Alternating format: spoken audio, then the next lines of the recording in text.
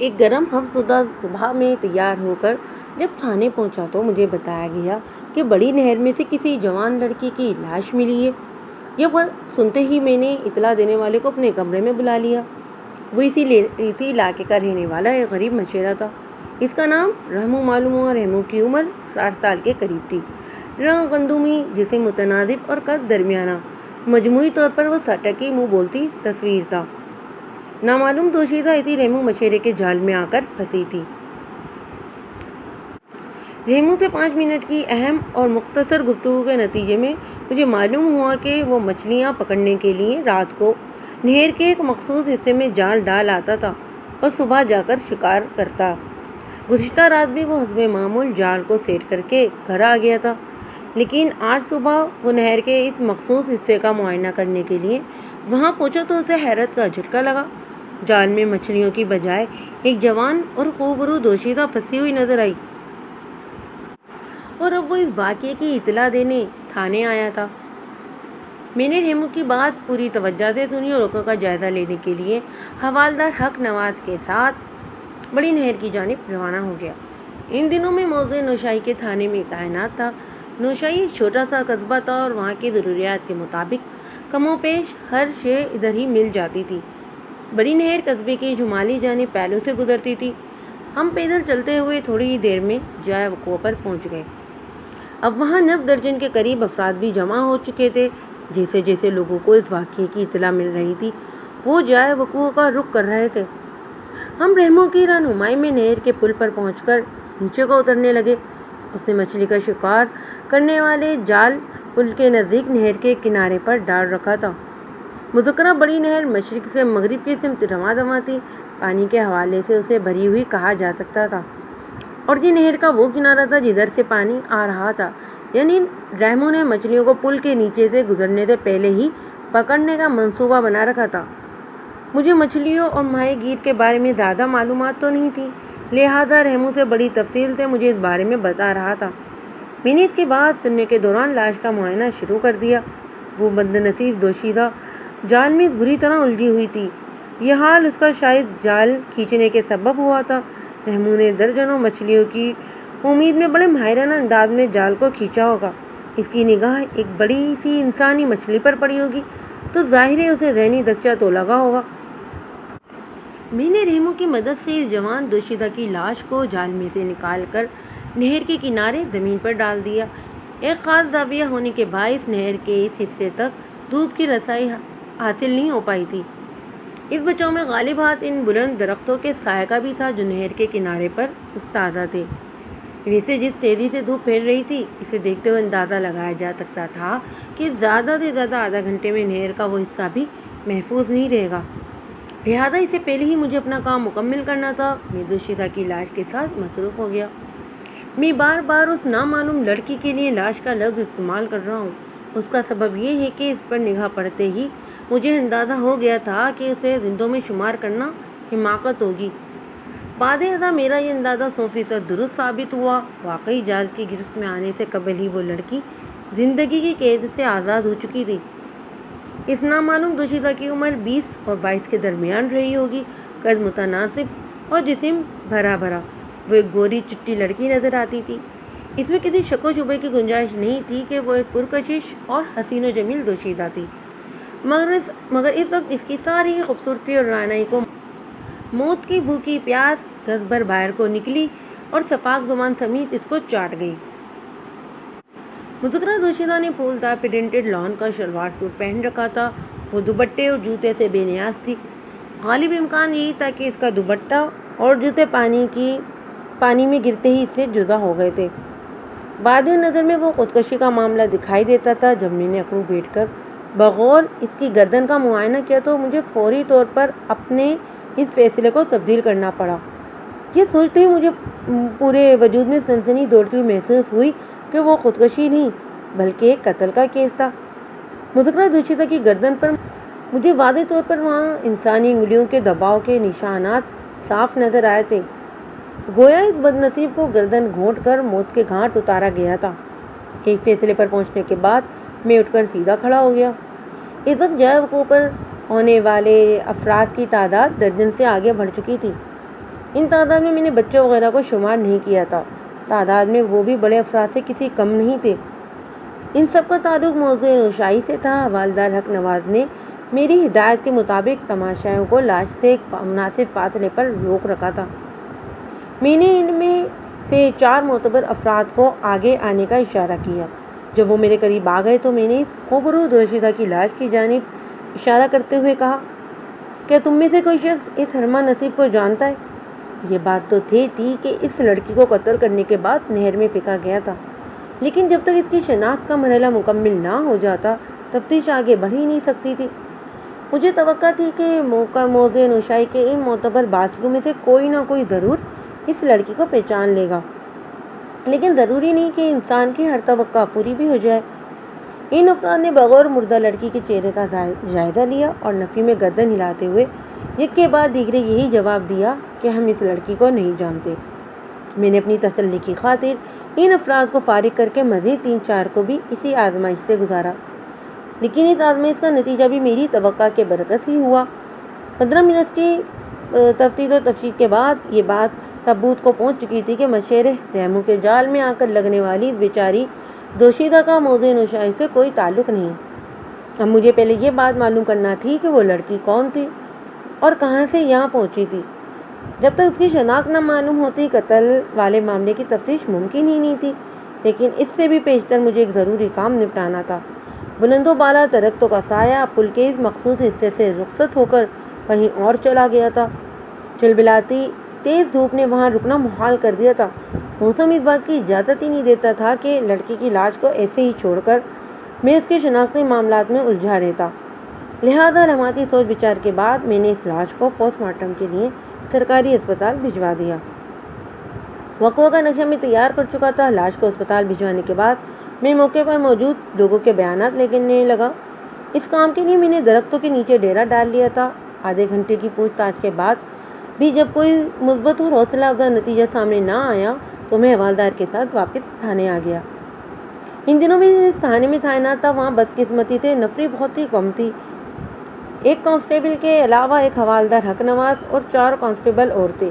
اسی مختصر سے اسٹاف کے ساتھ مجھے تھانے داری کرنا تھی۔ اوپر سے مجھے یقین دلایا جا رہا تھا کہ انشاءاللہ بہت جلد مجھے ASI مزید 3-4 کانسٹیبل دے دیے جائیں گے، مگر 1 سال گزرنے کے باوجود بھی اس سلسلے میں کوئی خاص پیش رفت نہیں دیکھنے میں آئی تھی۔ دوپہر کے کھانے سے فارغ ہونے کے بعد میں نے کانسٹیبل عارف کو اپنے ساتھ لیا اور نامعلوم دوشیزہ کے مبینہ اور متوقع قتل کی تفتیش کے لیے نکل کھڑا ہوا۔ مذکورہ لڑکی کی لاش کو میں نے پوسٹ مارٹم کے لیے اسپتال بھجوا دیا تھا۔ اب مجھے اس کے ولی وارثوں کی تلاش تھی تاکہ ان سے ملاقات کے بعد میں اس قتل کا معمہ حل کر سکوں۔ ہم اس وقت 2 سائیکلوں پر سوار ہو کر مشرق کی سمت بڑھ رہے تھے۔ کافی سوچ بچار کے بعد میں نے یہ رحم عمل تیار کیا تھا۔ بڑی نہر کے ساتھ ساتھ ایک کچی سڑک بھی تھی۔ مشرق اور مغرب کے درمیان دراز تھی اور ہم اس وقت سڑک پر محو سفر تھے۔ رحمو نے اپنے جال کو پل کی طرف لگایا تھا جدھر سے پانی آ رہا تھا۔ مذکورہ نہر مشرق سے مغرب کی سمت بہتی تھی۔ اس کا صاف اور واضح مطلب یہی تھا کہ لڑکی کی لاش مشرق کی جانب سے پانی میں بہتے ہوئے نہر کے پل تک پہنچی تھی اور رحمو مشرق کے جال میں آ کر پھنس گئی تھی۔ اگر رحمو نے وہاں جال نہ لگایا ہوتا تو یہ بات طے تھی کہ مذکورہ لاش نہر کے اندر ہی اندر سفر کرتے ہوئے موضوع نوشائی سے کہیں اور ہی آگے نکل جاتی۔ ہمارے قصبے نوشائی سے مشرق کی سمت 2 گاؤں آباد تھے۔ 5 میل کے فاصلے پر نہر کی اسی جنوبی سمت میں اقبال نگر نامی ایک گاؤں اور آباد تھا۔ اقبال نگر سے مزید 3 میل آگے ایک اور چھوٹا سا گاؤں واقع تھا۔ یہ ٹانڈا نامی گاؤں نوشائی سے 8 میل دور نہر کے شمالی کنارے پر آباد تھا، یعنی نوشائی اور اقبال نگر کی مخالف سمت میں۔ مجھے انہی 2 گاؤں کو چیک کرنا تھا۔ غالب امکان اس بات کا تھا کہ پل کے قریب سے برآمد ہونے والی مردہ لڑکی کا تعلق انہی دونوں گاؤں میں سے کسی ایک سے تھا۔ یہ دونوں گاؤں میرے تھانے کی حدود میں ہی آتے تھے۔ 1 گھنٹے کے اندر اندر ہم موضوع اقبال نگر پہنچ گئے تھے۔ اقبال نگر ایک درمیانہ سائز کا گاؤں تھا، بے مشکل 8-10 گلیوں پر مشتمل۔ اگر حساب کیا جاتا تو وہاں لگ بھگ 150 گھر آباد تھے۔ اقبال نگر کے ایک گھر کا دروازہ کھٹکھٹانے کی بجائے میں نے چودھری سرور علی کی حویلی کا رخ کیا۔ چودھری اس وقت حویلی میں موجود تھا۔ جب ملازموں نے اسے بتایا کہ میں کسی ضروری کام کے سلسلے میں اس سے ملنے آیا ہوں، وہ میرے استقبال کے لیے نفس حویلی کے گیٹ تک چلا آیا۔ تھوڑی ہی دیر کے بعد ہم چودھری کی سجی سجائی کشادہ بیٹھک میں بیٹھے تھے اور کانسٹیبل اور میں اس وقت یونیفارم میں موجود تھے۔ رسمی الیکشن کے بعد چودھری نے خوشدلی سے کہا، ملک صاحب باتیں تو ہوتی ہی رہیں گی، پہلے آپ کی کچھ خاطر تواضع ہو جائے۔ یہ کھانے کا وقت ہے، کھانا بالکل تیار ہے۔ یہ میری خوش قسمتی ہے کہ آج دوپہر کا کھانا میں آپ کے ساتھ کھاؤں گا۔ اس تکلف کی ضرورت نہیں ہے چودھری صاحب، میں نے صاف گوئی کا مظاہرہ کرتے ہوئے کہا، کھانا ابھی تھوڑی دیر پہلے ہی ہم نے کھا لیا ہے، آپ ہمیں ٹھنڈا پانی پلوا دیں بس، آج تو بس قیامت کی گرمی ہے۔ یہ کیسے ہو سکتا ہے ملک صاحب، وہ اصراری انداز میں بولا، آپ میرے غریب خانے پر آئیں اور کچھ کھائے بنا یہی چلے جائیں؟ ہم پیے بنا نہیں جائیں گے چودھری صاحب، میں نے کہا، آپ سے صرف ٹھنڈے پانی کی فرمائش کی ہے، اس کے بعد وہ کام کرنا چاہوں گا جس مقصد کی خاطر یہاں آیا ہوں۔ اس کے کان کھڑے ہو گئے، چوکنا نظر سے مجھے دیکھتے ہوئے بولا، خیریت تو ہے نا ملک صاحب؟ خیریت ہی نہیں ہے چودھری صاحب، میں نے ٹھہرے ہوئے لہجے میں کہا، ورنہ میں اتنی شدید گرمی میں سفر کر کے آپ کے پاس تو نہ آتا۔ معاملہ کیا ہے کچھ بتا تو چلے۔ وہ ایک دم سنجیدہ ہو گیا۔ میں قتل کے سلسلے میں تفتیش کرنے آیا ہوں، میں نے گمبھیر آواز میں کہا۔ قتل؟ کون قتل ہو گیا؟ وہ حیرت زدہ نظروں سے مجھے دیکھنے لگا۔ میں نے جواب دیا، ایک جوان دوشیزہ کو قتل کرنے کے بعد کسی نے بڑی نہر میں پھینک دیا تھا۔ اس کی لاش آج صبح موضوع نوشائی سے ملنے والے نہر کے پل کے پاس سے ملی ہے۔ مذکورہ لاش ایک مشیرے کے جال میں جا پھنسی تھی۔ کون ہے وہ بد نصیب دوشیزہ؟ چودھری سرور نے پوچھا۔ اگر یہ معلوم ہو جاتا تو میں تفتیش کے لیے ادھر کا رخ نہ کرتا، میں نے اس کی آنکھوں میں دیکھتے ہوئے جواب دیا۔ ہاں البتہ یہ تصدیق میں نے کر لی ہے کہ اس کا تعلق موضوع نوشائی سے ہرگز نہیں ہے۔ میں لمحہ بھر کو سانس لینے کی غرض سے موقف ہوا، پھر اضافہ کرتے ہوئے کہا اپنی بات میں، اب یہی سوچا جا سکتا ہے کہ اس دوشیزہ کی لاش نہر کے پانی کے ساتھ بہتے ہوئے اس پل تک پہنچی ہے۔ نہر کا بہاؤ مشرق سے مغرب کی سمت ہے اور اس طرف پہلے آپ کا گاؤں آتا ہے اور اس کے بعد موضوع مانڈا۔ اس وقت میں آپ کے گاؤں کے اندر یعنی کہ آپ کی حویلی میں بیٹھا ہوں۔ اگر آپ کی تفتیش کوشش ناکام ہو گئی تو پھر میں یہاں سے ٹانڈا کا رخ کروں گا۔ اب تو آپ میری تفتیش کے زاویے کو اچھی طرح سے سمجھ گئے ہوں گے۔ وہ چند لمحات گہری نظروں سے مجھے دیکھتا رہا، پھر معنی خیز انداز میں گردن ہلاتے ہوئے بولا، یعنی آپ کا مطلب ہے کہ اس نامعلوم مقتولہ لڑکی کا تعلق یا تو اقبال نگر سے ہے یا پھر موضوع ٹانڈا سے؟ جی ہاں بالکل، میرا یہی مطلب ہے، میں نے ٹھوس لہجے میں جواب دیا۔ اس نے پرسوچ انداز میں مکارا بھرا، پھر کہنے لگا، اگر تو وہ لڑکی میرے گاؤں سے تعلق رکھتی ہے تو اس کے گھر کا سراغ لگانے کے لیے آپ کو ایک ایک گھر کے دروازے تک جانے کی زحمت نہیں کرنا پڑے گی۔ میں کچھ ایسا بندوبست کرتا ہوں کہ یہیں بیٹھے بیٹھائے آپ کا کام آسان ہو جائے گا۔ آپ نے میرے خیالات کی بڑی بھرپور ترجمانی کی ہے چودھری صاحب، میں نے عصابت میں سر ہلاتے ہوئے کہا، میں یہی سوچ کر آپ کے پاس آیا تھا۔ بس تو سمجھ لیں آپ کا کام ہو گیا۔ وہ اپنی مونچھوں کو شفقت بھرے انداز میں سلاتے ہوئے بولا، اس کے بدلے آپ کو بھی میرا ایک کام کرنا ہوگا۔ میں نے چونک کر سوالیہ نظروں سے اس کی طرف دیکھا اور پوچھا، کون سا کام چودھری صاحب؟ میں کھانا کھانے کے لیے آپ سے اصرار نہیں کروں گا، اس نے معطل انداز میں کہا، لیکن موسم کی مناسبت اور ضرورت کے مطابق جو بھی شربت پانی بھجواؤں اس سے آپ پورا انصاف کریں گے۔ بات ختم کرتے ہی وہ اٹھ کھڑا ہوا۔ میں نے بڑی رسانی سے کہا، ٹھیک ہے چودھری صاحب، جیسے آپ کی مرضی۔ چودھری بیٹھک میں سے نکل کر حویلی کے اندرونی حصے کی جانب بڑھ گیا تو کانسٹیبل عارف نے مجھ سے کہا، ملک صاحب، چودھری سرور دوسرے چودھریوں سے بڑا مختلف ہے۔ کیا مختلف ہے؟ میں نے سرسری انداز میں پوچھا۔ وہ بولا، میں نے اکثر چودھریوں کو دیکھا ہے، بڑے تنفن اور روب داب والے ہوتے ہیں، ان کی ہر ادا سے غرور اور تکبر ٹپکتا ہے، لیکن چودھری سرور جس محبت اور خلوص سے پیش آ رہا ہے اسے دیکھ کر تو یقین ہی نہیں آ رہا کہ کوئی چودھری اتنا اچھا اور نیک بھی ہو سکتا ہے۔ زندگی کا کوئی بھی شعبہ ہو عارف، میں نے سمجھانے والے انداز میں کہا، اس میں ہر قسم کے لوگ موجود ہوتے ہیں، اچھے بھی اور برے بھی، اور پرخلوص بھی اور بد اخلاق بھی، اور سیاہ کار بھی اور نیکوکار بھی۔ اسی لیے کہا جاتا ہے کہ کسی ایک برے شخص کی بنیاد بنا کر انسانوں کے ایک مخصوص گروہ کو برا نہیں سمجھ لینا چاہیے، یا کسی ایک اچھے شخص کا اچھا برتاؤ کو دیکھ کر یہ فتویٰ جاری نہیں کر دینا چاہیے کہ وہ اس گروہ میں سب انسان جو ہیں فرشتے نما ہی ہوں گے۔ میں لمحے بھر کے لیے موقف ہوا، عارف بڑی توجہ سے میری تقریر نما باتیں سن رہا تھا۔ میں نے اضافہ کرتے ہوئے کہا، تمہارا یہ مشاہدہ اندازہ بالکل درست ہے کہ چودھری سرور بہت سے چودھریوں سے خاصا مختلف ہے۔ یہ فرق میں نے بھی محسوس کیا ہے، اس لیے میں نے اس کیس کی تفتیش میں سے شامل رکھنا ضرور سے سمجھا۔ اگر میرے تجربے کے مطابق سرور کوئی اکھڑ، مغرور اور بددماغ قسم کا چودھری ہوتا تو میں اسے ٹچ کرنا بھی پسند نہ کرتا۔ ہم چودھری سرور کی ذات کے حوالے سے گفتگو کر ہی رہے تھے کہ بیٹھک کے کھلے ہوئے چوبیدار دروازے میں سے ایک ملازم صورت شخص لدا پدا اندر داخل ہوا۔ ہم اس وقت آمنے سامنے دونوں صوفوں پر بیٹھے ہوئے تھے۔ ہمارے بیچ ایک لمبی سی میز موجود تھی۔ ملازم نے اپنے ہاتھ میں اٹھائی ہوئی کنگ سائز ٹرے کو میز پر رکھا اور خاموشی سے باہر نکل گیا۔ میں بڑی دلچسپی سے ٹرے کا معائنہ کرنے لگا۔ ٹرے میں 2 بڑے بڑے سائز کے جگ نظر آ رہے تھے اور ساتھ ہی نفیس قسم کے 3-4 بلوری گلاس بھی موجود تھے۔ دونوں جگہوں میں مختلف قسم کے 2 مشروب بھرے ہوئے تھے، جن میں سے ایک کا رنگ دھودیا سفید اور دوسرے کا رنگ کندنی تھا۔ یوں محسوس ہوتا تھا کہ یہ سندل کا شربت ہے۔ مالٹے اور سنگرے وغیرہ کا موسم نہیں تھا، وہ کوئی اور ہی تجربہ دکھائی دیتا تھا۔ بہرحال مذکرہ شربت اور کا ذائقہ جو خوش ذائقہ تھا، پینے کے بعد یوں محسوس ہوا کہ نس نس میں سرایت کر گیا۔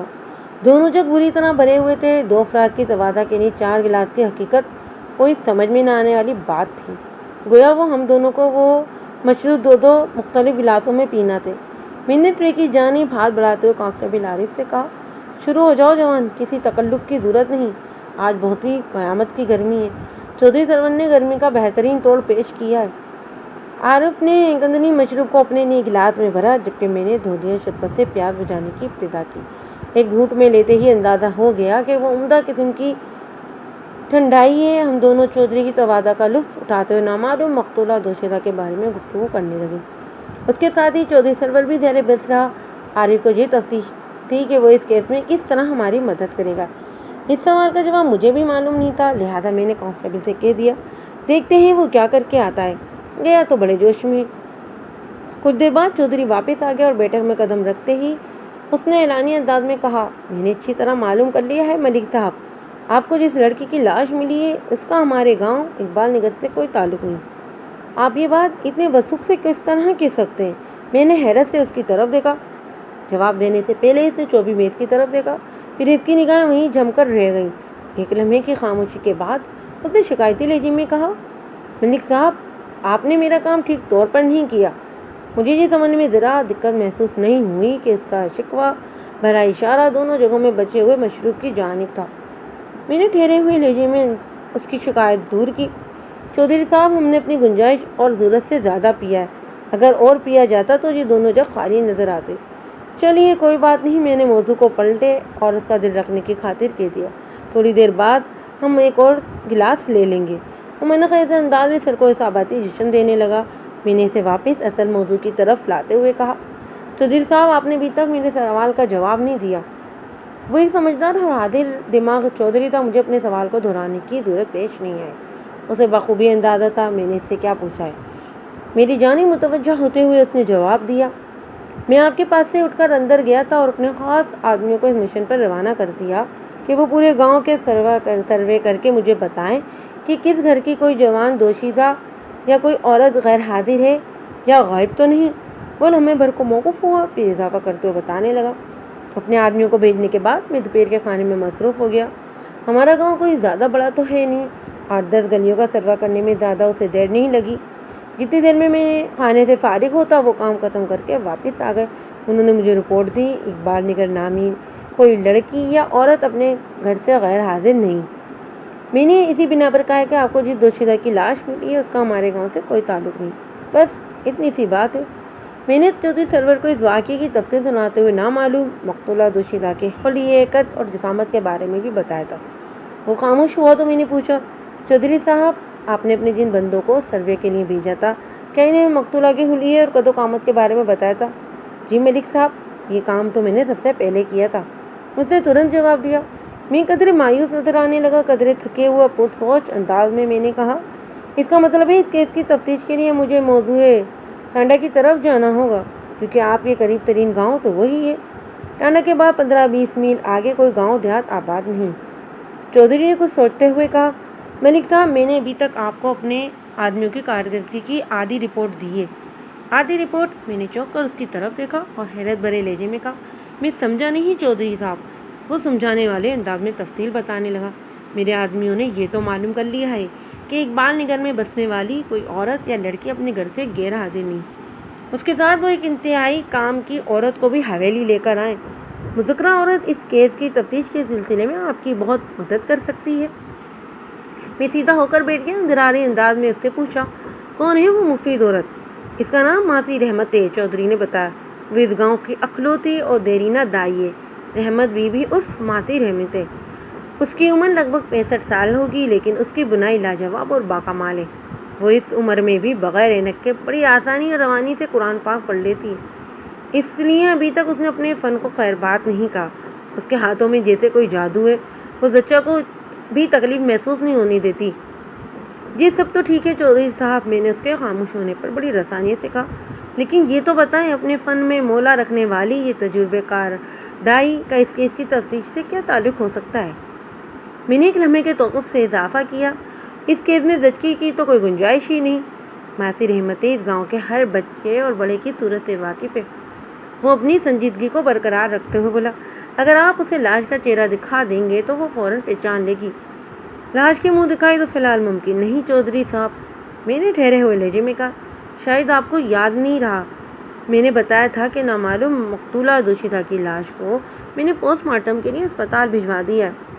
پھر جب یہاں کی کوئی لڑکی یا عورت غیر حاضر ہی نہیں تو چہرہ دیکھ کر وہ کس کو پہچانے گی؟ اوہ، یہ بات تو میرے ذہن سے ہی نکل گئی۔ وہ اپنی پیشانی کو سلاتے ہوئے بولا، پھر چونکنے والے انداز میں پوچھنے لگا، کیا آپ کو مقتولہ کی کوئی ایسی چیز ملی ہے جسے نشانی کے طور پر ماسی رحمت کو دکھایا جا سکے؟ ذہن سے نکل جانے والی بات سے اس کی مراد پوسٹ مارٹم والا معاملہ تھا۔ اب باری میرے چونکنے کی تھی۔ چودھری سرور کے سوال نے ایک بہت بڑا سوال حل کر دیا تھا۔ شاید میں اس بات کا ذکر کرنا بھول گیا کہ مجھے مقتولہ کی دائیں کلائی میں سے گولڈ کا ایک کنگن ملا تھا۔ اس کی لاش پوسٹ مارٹم کے لیے بھیجتے وقت میں نے مذکرہ کنگن اس کی کلائی میں سے اتار کر اپنی جیب میں ڈال دیا تھا، اور اس وقت بھی وہ مصنوعی سونے کا آرٹیفیشل کنگن میری جیب میں موجود تھا۔ میں نے چودھری کے سوال کا جواب دیتے ہوئے کہا، میں نے جب اس بدنصیب لڑکی کی لاش کا معائنہ کیا تو اس کے پاؤں میں جوتے وغیرہ نام کی کوئی شے نہیں تھی، اور نہ ہی کوئی کانوں میں بندے یا بالیاں۔ کلائیوں میں چوڑیاں بھی مجھے نظر نہیں آئیں، البتہ اس کی کلائی میں نکلی سونے کا یہ کنگن موجود تھا۔ میں نے اپنی جیب سے مذکرہ کنگن نکال کر چودھری کی جانب بڑھاتے ہوئے کہا، ممکن ہے یہ ماسی رحمت اس کنگن کی مدد سے کوئی سراغ لانے میں کامیاب ہو جائے۔ چودھری نے اس کنگن کو ہاتھ میں گھما پھرا کر دیکھا اور پھر کہا، میں بھی ماسی رحمت کو یہاں بلاتا ہوں، مجھے امید ہے یہ کنگن آپ کا مسئلہ حل کر دے گا۔ تھوڑی دیر بعد ماسی رحمت چودھری سرور کے حکم پر اس بیٹھک میں موجود تھی۔ رحمت کی عمر کے بارے میں چودھری نے کچھ بھی غلط نہیں کہا تھا۔ اس کی کمر قدرے جھک گئی تھی، تاہم صحت تسلی بخش تھی۔ جب وہ گویا ہوئی تو اس کی کراری آواز سن کر اس کے انتہائی صحت مند ہونے کا مجھے یقین ہو گیا۔ اس نے بیٹھک میں داخل ہوتے ہی مجھے اور چودھری کو باری باری سلام کیا اور ایک صوفے پر بیٹھ گئی۔ چودھری نے میرے دیے ہوئے کنگن کو رحمت کے ہاتھ میں دیتے ہوئے کہا، ماسی قتل ہونے والی لڑکی کے ہاتھ سے تھانے دار صاحب کو یہ کنگن ملا ہے، کیا تم اسے دیکھ کر کوئی اندازہ لگا سکتی ہو؟ رحمت نے کنگن کو ہاتھ میں لے کر گہری نگاہ سے اس کا جائزہ لیا اور فتویٰ صادر کرنے والے انداز میں بولی، یہ کنگن تو میں نے نازو کے ہاتھ میں دیکھا تھا۔ میں نے چونک کر چودھری سرور کی طرف دیکھا۔ اس نے رحمت سے پوچھا، تم کس نازو کی بات کر رہی ہو؟ ایک نازو تو میری حویلی میں کام کرتی ہے اور میں نے ابھی تھوڑی دیر پہلے ہی اسے زندہ دیکھا ہے۔ میرے لیے دوپہر کا کھانا اسی نازو نے لگایا ہے۔ آپ کی حویلی میں کام کرنے والی نازو عبدالغفار کی بیٹی ہے، ماسی رحمت نے وضاحت کرتے ہوئے کہا، اور اس کے باپ کو مرے ہوئے 6 سال ہو گئے۔ میں تو کرم الدین جٹ کی بیٹی نازو کی بات کر رہی ہوں چودھری صاحب۔ اوہ، چودھری ایک گہری سانس خارج کر کے رہ گیا۔ میں نے پوچھا، چودھری صاحب، آپ نے ابھی تھوڑی دیر پہلے جو سروے کروایا ہے، کیا اس کی رپورٹ کے مطابق کرم الدین جٹ کی بیٹی نازو اس وقت گھر میں ہے؟ وہ مطلانہ انداز میں بولا، ہونا تو چاہیے، جب اس گھر کی تمام عورتیں اور لڑکیاں اس وقت اقبال نگر میں موجود ہیں تو نازو کو بھی ادھر ہی ہونا چاہیے۔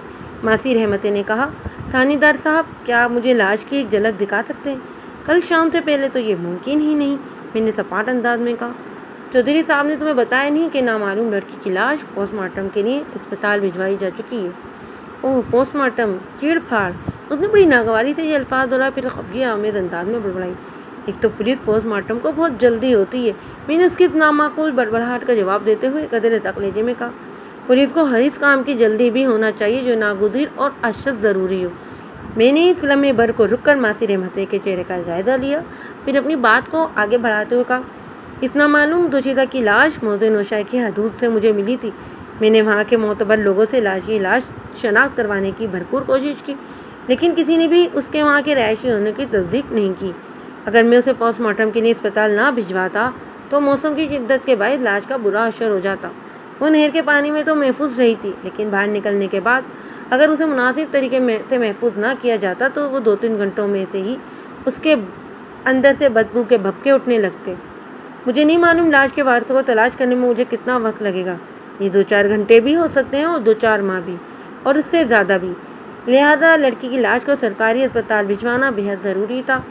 اور جہاں تک چیڑ پھاڑ کا تعلق ہے، میں نے ایک بار پھر اپنی بات کو ادھورا چھوڑ کر ماسی رحمت کے چہرے پر نمودار ہونے والے تاثرات کا جائزہ لیا، پھر سلسلہ کرام کو جاری رکھتے ہوئے کہا، شاید میں نے اس لڑکی کی لاش کو پوسٹ مارٹم کے لیے بھجوانے کی بجائے برف میں لگوا کر کچھ دیر اس کے وارثوں کے سامنے آنے کا انتظار کر لیتا۔ اگر مجھے یہ یقین نہ ہوتا کہ اسے باقاعدہ قتل کرنے کے بعد نہر میں پھینکا گیا ہے۔ قتل کی کسی بھی واردات میں پوسٹ مارٹم قانون کی معمول کی کارروائی میں شمار ہوتا ہے۔ میرے خاموش ہونے پر چودھری سرور نے کہا، ملک صاحب آپ کیا پسند کریں گے؟ میں کرم دین جٹ کی بیٹی نازو کو ادھر ہی حویلی میں بلا لوں یا آپ اس کے گھر پر جا کر اس سے تفتیش کریں گے؟ میں نے چودھری کے سوال کا جواب دینے سے پہلے ہی ماسی رحمت سے پوچھ لیا، ماسی ایک مرتبہ پھر اچھی طرح دیکھ لو اس کنگن کو اور بتاؤ کیا واقعی تم نے یہ کنگن کرم دین جٹ کی بیٹی نازو کی کلائی میں دیکھا تھا؟ میری آنکھوں کو کسی قسم کا مغالطہ نہیں ہو سکتا جناب، وہ انتہائی یقین سے بولی۔ میں اس کے یقین پر اٹھ کھڑا ہوا اور فیصلہ کن لہجے میں کہا، میں کرم دین جٹ کے گھر جا رہا ہوں اور ماسی رحمتیں بھی میرے ساتھ ہی جائے گی۔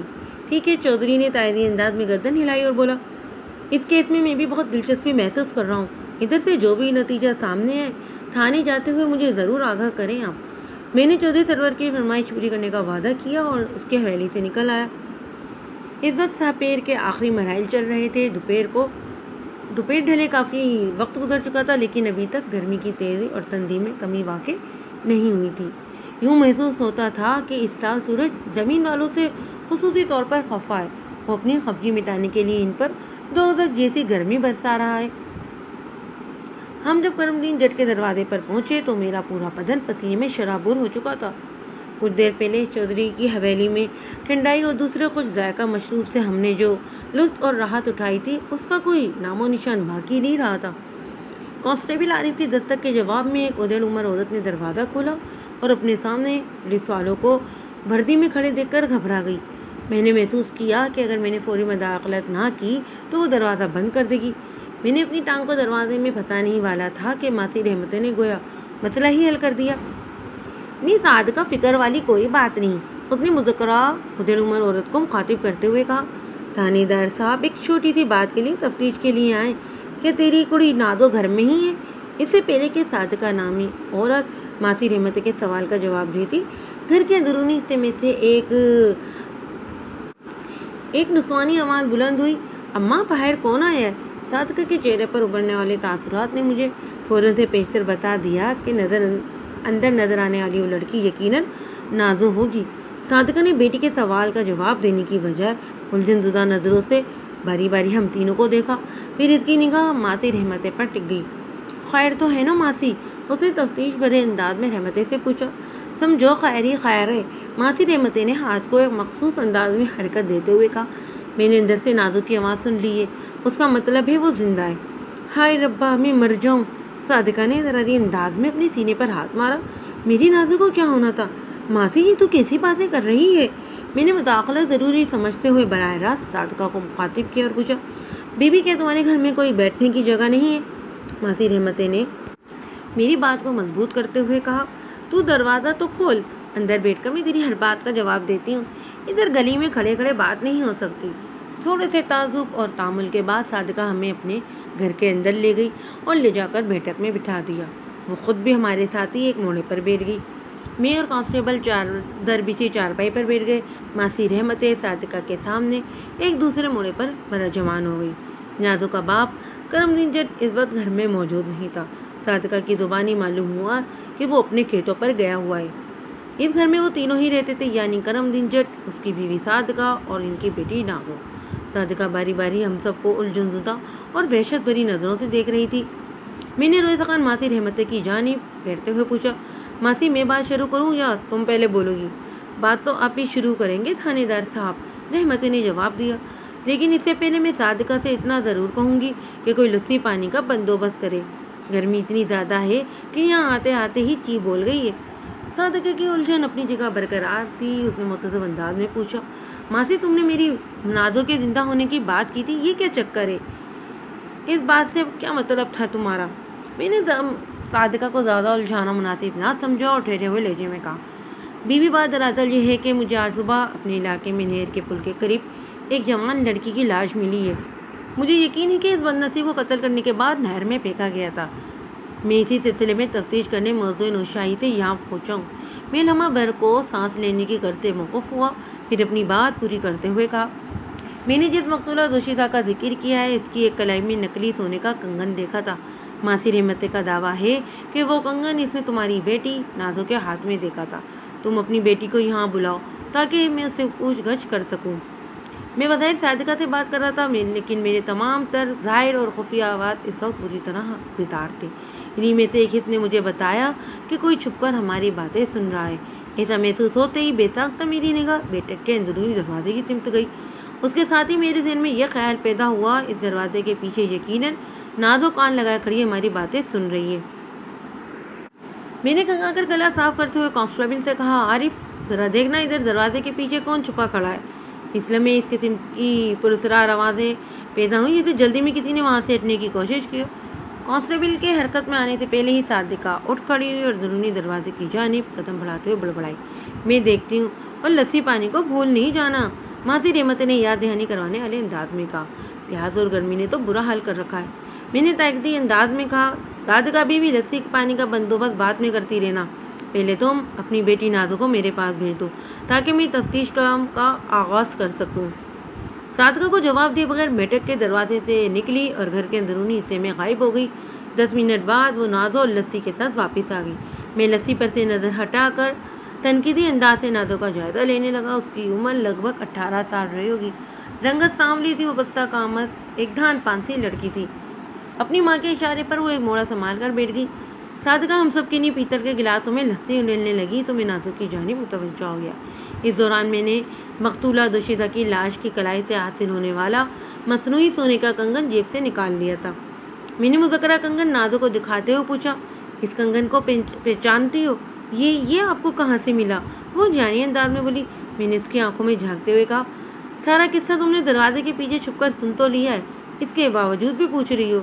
جی، اس نے کھسیانے والے انداز میں کہا، میں نے کیا سن لیا ہے؟ زیادہ بولی بننے کی ضرورت نہیں، میں نے قدرے سخت لہجے میں کہا، جب میں تمہاری ماں کو اس کنگن کے بارے میں بتا رہا تھا تو تم اس دروازے سے کان لگائے اندر کی سنگن لے رہی تھی۔ میں نے دھوپ میں نہیں، تھانے داری کرتے ہوئے یہ بال سفید کیے۔ اگر مجھے چکر دینے کی کوشش کی تو بری طرح پچھتاؤ گی۔ میری دھمکی آمیز باتوں نے اس پر گہرا اثر کیا۔ وہ جلدی میرے روب میں آ گئی اور حقیقت کا اعتراف کرتے ہوئے اس نے بتایا، مجھے بات دراصل یہ ہے کہ وہ ذرا رک کر اس نے اپنی ماں اور ماسی رحمت کی طرف دیکھا، پھر سلسلہ کلام کو جاری رکھتے ہوئے بولی، مجھے اس بات کا تو پتہ چل گیا تھا کہ ہمارے گھر میں پولیس آئی ہے، مگر یہ معلوم نہیں تھا کہ کیوں۔ اس کیوں نے میرے اندر تجسس کو جگایا اور میں بیٹھک کے دروازے سے کان لگا کر یہ سننے کی کوشش کرنے لگی کہ اندر کس قسم کی باتیں ہو رہی ہیں۔ لیکن آپ یقین کریں، میں بڑی سے بڑی قسم کھانے کو تیار ہوں کہ میں نے آپ کی بات نہیں سنی۔ قسم کھانے کی ضرورت نہیں، میں نے اس کی بات مکمل ہونے سے پہلے ہی کہہ دیا۔ تمہاری خوشی کی خاطر میں یقین کر لیتا ہوں کہ تم نے کوئی غلط بیانی نہیں کی۔ پھر میں نے نازو کے سامنے نامعلوم دوشیزہ کی لاش والا قصہ دہرایا اور آخر میں دوبارہ پوچھ لیا، ماسی رحمت نے بڑے وثوق سے مجھے بتایا ہے کہ یہ کنگن اس نے تمہاری کلائی میں دیکھا تھا۔ اب تم سیدھی شرافت سے بتا دو کہ یہ کنگن تم نے کسے دیا تھا؟ ہو سکتا ہے کہ وہ نامعلوم دوشیزہ ہی وہ لڑکی ہو جسے تم نے کنگن دیا ہو۔ وہ تحقیر آمیز نظروں سے باری باری مجھے اور اس کنگن کو دیکھتے ہوئے بولی، لیکن یہ کیسے ہو سکتا ہے؟ وہ بڑی شدت سے نفی میں گردن جھٹکنے لگی۔ کیا نہیں ہو سکتا؟ میں نے اس کی آنکھوں میں دیکھتے ہوئے پوچھا۔ اس نے بتایا، تھانے دار صاحب، میں نے اس کنگن کو پہچان لیا ہے، لیکن مجھے حیرت اس بات پر ہے کہ میں نے تو یہ کنگن کسی کو نہیں دیا، پھر یہ کسی لڑکی کی کلائی میں کیسے پہنچ گیا؟ کیا مطلب ہے تمہارا؟ میں نے چپنگ نظروں سے اسے دیکھا۔ اگر تم نے اپنا یہ کنگن کسی کو نہیں دیا تو پھر تمہاری کلائی سونی کیوں دکھائی دے رہی ہے؟ بات ختم کرتے ہی میں نے باقاعدہ اس کی کلائیوں کی جانب اشارہ بھی کیا۔ वो अपनी कलाइयों को देखते हुए बोली, मेरे हाथ इसलिए आपको खाली नजर आ रहे हैं कि मैंने आज सुबह ही कंगन उतार कर संदूक में रखा था। फिर एक मरतबा वो बड़बड़ाने वाले अंदाज में बोली, मगर ये कंगन संदूक से निकलकर किसी लड़की के पास कैसे पहुंच गया? बात मुकम्मल करते ही वो झटके से उठ खड़ी हुई। कहाँ जा रही हो? मैंने तेज आवाज में उससे पूछा। मैं संदूक में कंगन देखने जा रही हूँ, वो पुरज़म अंदाज में बोली। मैंने इसे रोकने की कोशिश नहीं की। अभी थोड़ी देर में पता चल जाता कि आखिर इस कंगन का माजरा क्या था। नाजू के रवैये और तासुरात से मैंने अंदाज़ा लगाया कि वो दरगोई से काम नहीं ले रही थी। मैं बड़ी बेताबी से उसका इंतज़ार करते हुए नमकीन और ठंडी ठाल लस्सी को अपने मैदे में उतारने लगा। वो इधर गई और इधर वापस आ गई। पहले मेरे हाथ में कंगन को देखकर वो हैरान हुई थी, अब वैसा ही एक दूसरा कंगन उसके हाथ में देखकर मैं हैरत होता था। वो अपने हाथ वाले कंगन को मेरी जानिब बढ़ाते हुए बोली, ये देखें, मेरा कंगन तो संदूक में ही रखा हुआ है। मैंने नाजों वाला कंगन अपने हाथ में ले लिया, फिर घुमा फिराकर बड़े गौर से इन दोनों हम शिकल कंगनों का जायजा लेने लगा। वो हूबहू एक दूसरे की कॉपी से यूं महसूस होता था कि वो एक ही सानी में डालकर तैयार हुए हों। मुझे इन कंगनों में रत्ती बराबर फर्क दिखाई ना दिया। एक लम्हा सोचने के बाद मैंने नाजो से सवाल किया, नाजो, तुम्हारे पास ये कंगन कहाँ से आया है? मेरा मतलब है कि तुमने ये किस दुकान से खरीदा है? एक फौरी ख्याल के तहत मैंने नाजो से कंगन के बारे में इसलिए पूछा था कि अगर मुझे इस दुकान का पता चल जाता जहाँ से नाजो ने वो कंगन खरीदा था, तो मैं इस दुकान से तफ्तीश करके ये मालूम कर सकता था कि उसने ऐसे कंगन और किस किस को फरोख्त किए हैं। लेकिन नाजो ने मेरी तवक्का के बर्ख जवाब दिया, मैंने ये कंगन किसी भी दुकान से नहीं खरीदा नहीं तो फिर किसी ने तुम्हें तोहफा दिया होगा, मैंने पूछा। इससे पहले कि नाजो मेरे सवाल का जवाब देती, उसकी माँ सादिका बोल उठी, नाजो, कहीं ये वही कंगन तो नहीं जो मुसरती ने तुम्हें दिया था? हाँ अम्मा, ये वही कंगन है, नाजो जल्दी से बोली। मुसरती एक नया किरदार मेरे सामने आया था, लिहाजा इसके बारे में पूछना ज़रूरी हो गया। मैंने बारी बारी नाजो और उसकी माँ की जानिब देखते हुए पूछा, ये मुसरती कौन है भाई? सादिका ने जवाब दिया, मुसरती का असल नाम तो मुसरत जबी है, लेकिन बिगड़कर मुसरती हो गया है। नाजो से उसकी बड़ी पक्की दोस्ती है। कहीं तू जमीला की बेटी मुसरती की बात तो नहीं कर रही? मासी रहमत ने सादिका से पूछा। हाँ हाँ, वही मुसरती, पर इस मुसरती की तो 2 महीने पहले शादी हो गई है। हाँ मासी, सादिका ताबत में गर्दन हिलाते हुए बोली, पिछले दिनों वो इधर इकबाल निगर आई हुई थी। इस वक्त इसने ये कंगन मेरी नाजो को तोहफे में दिया था।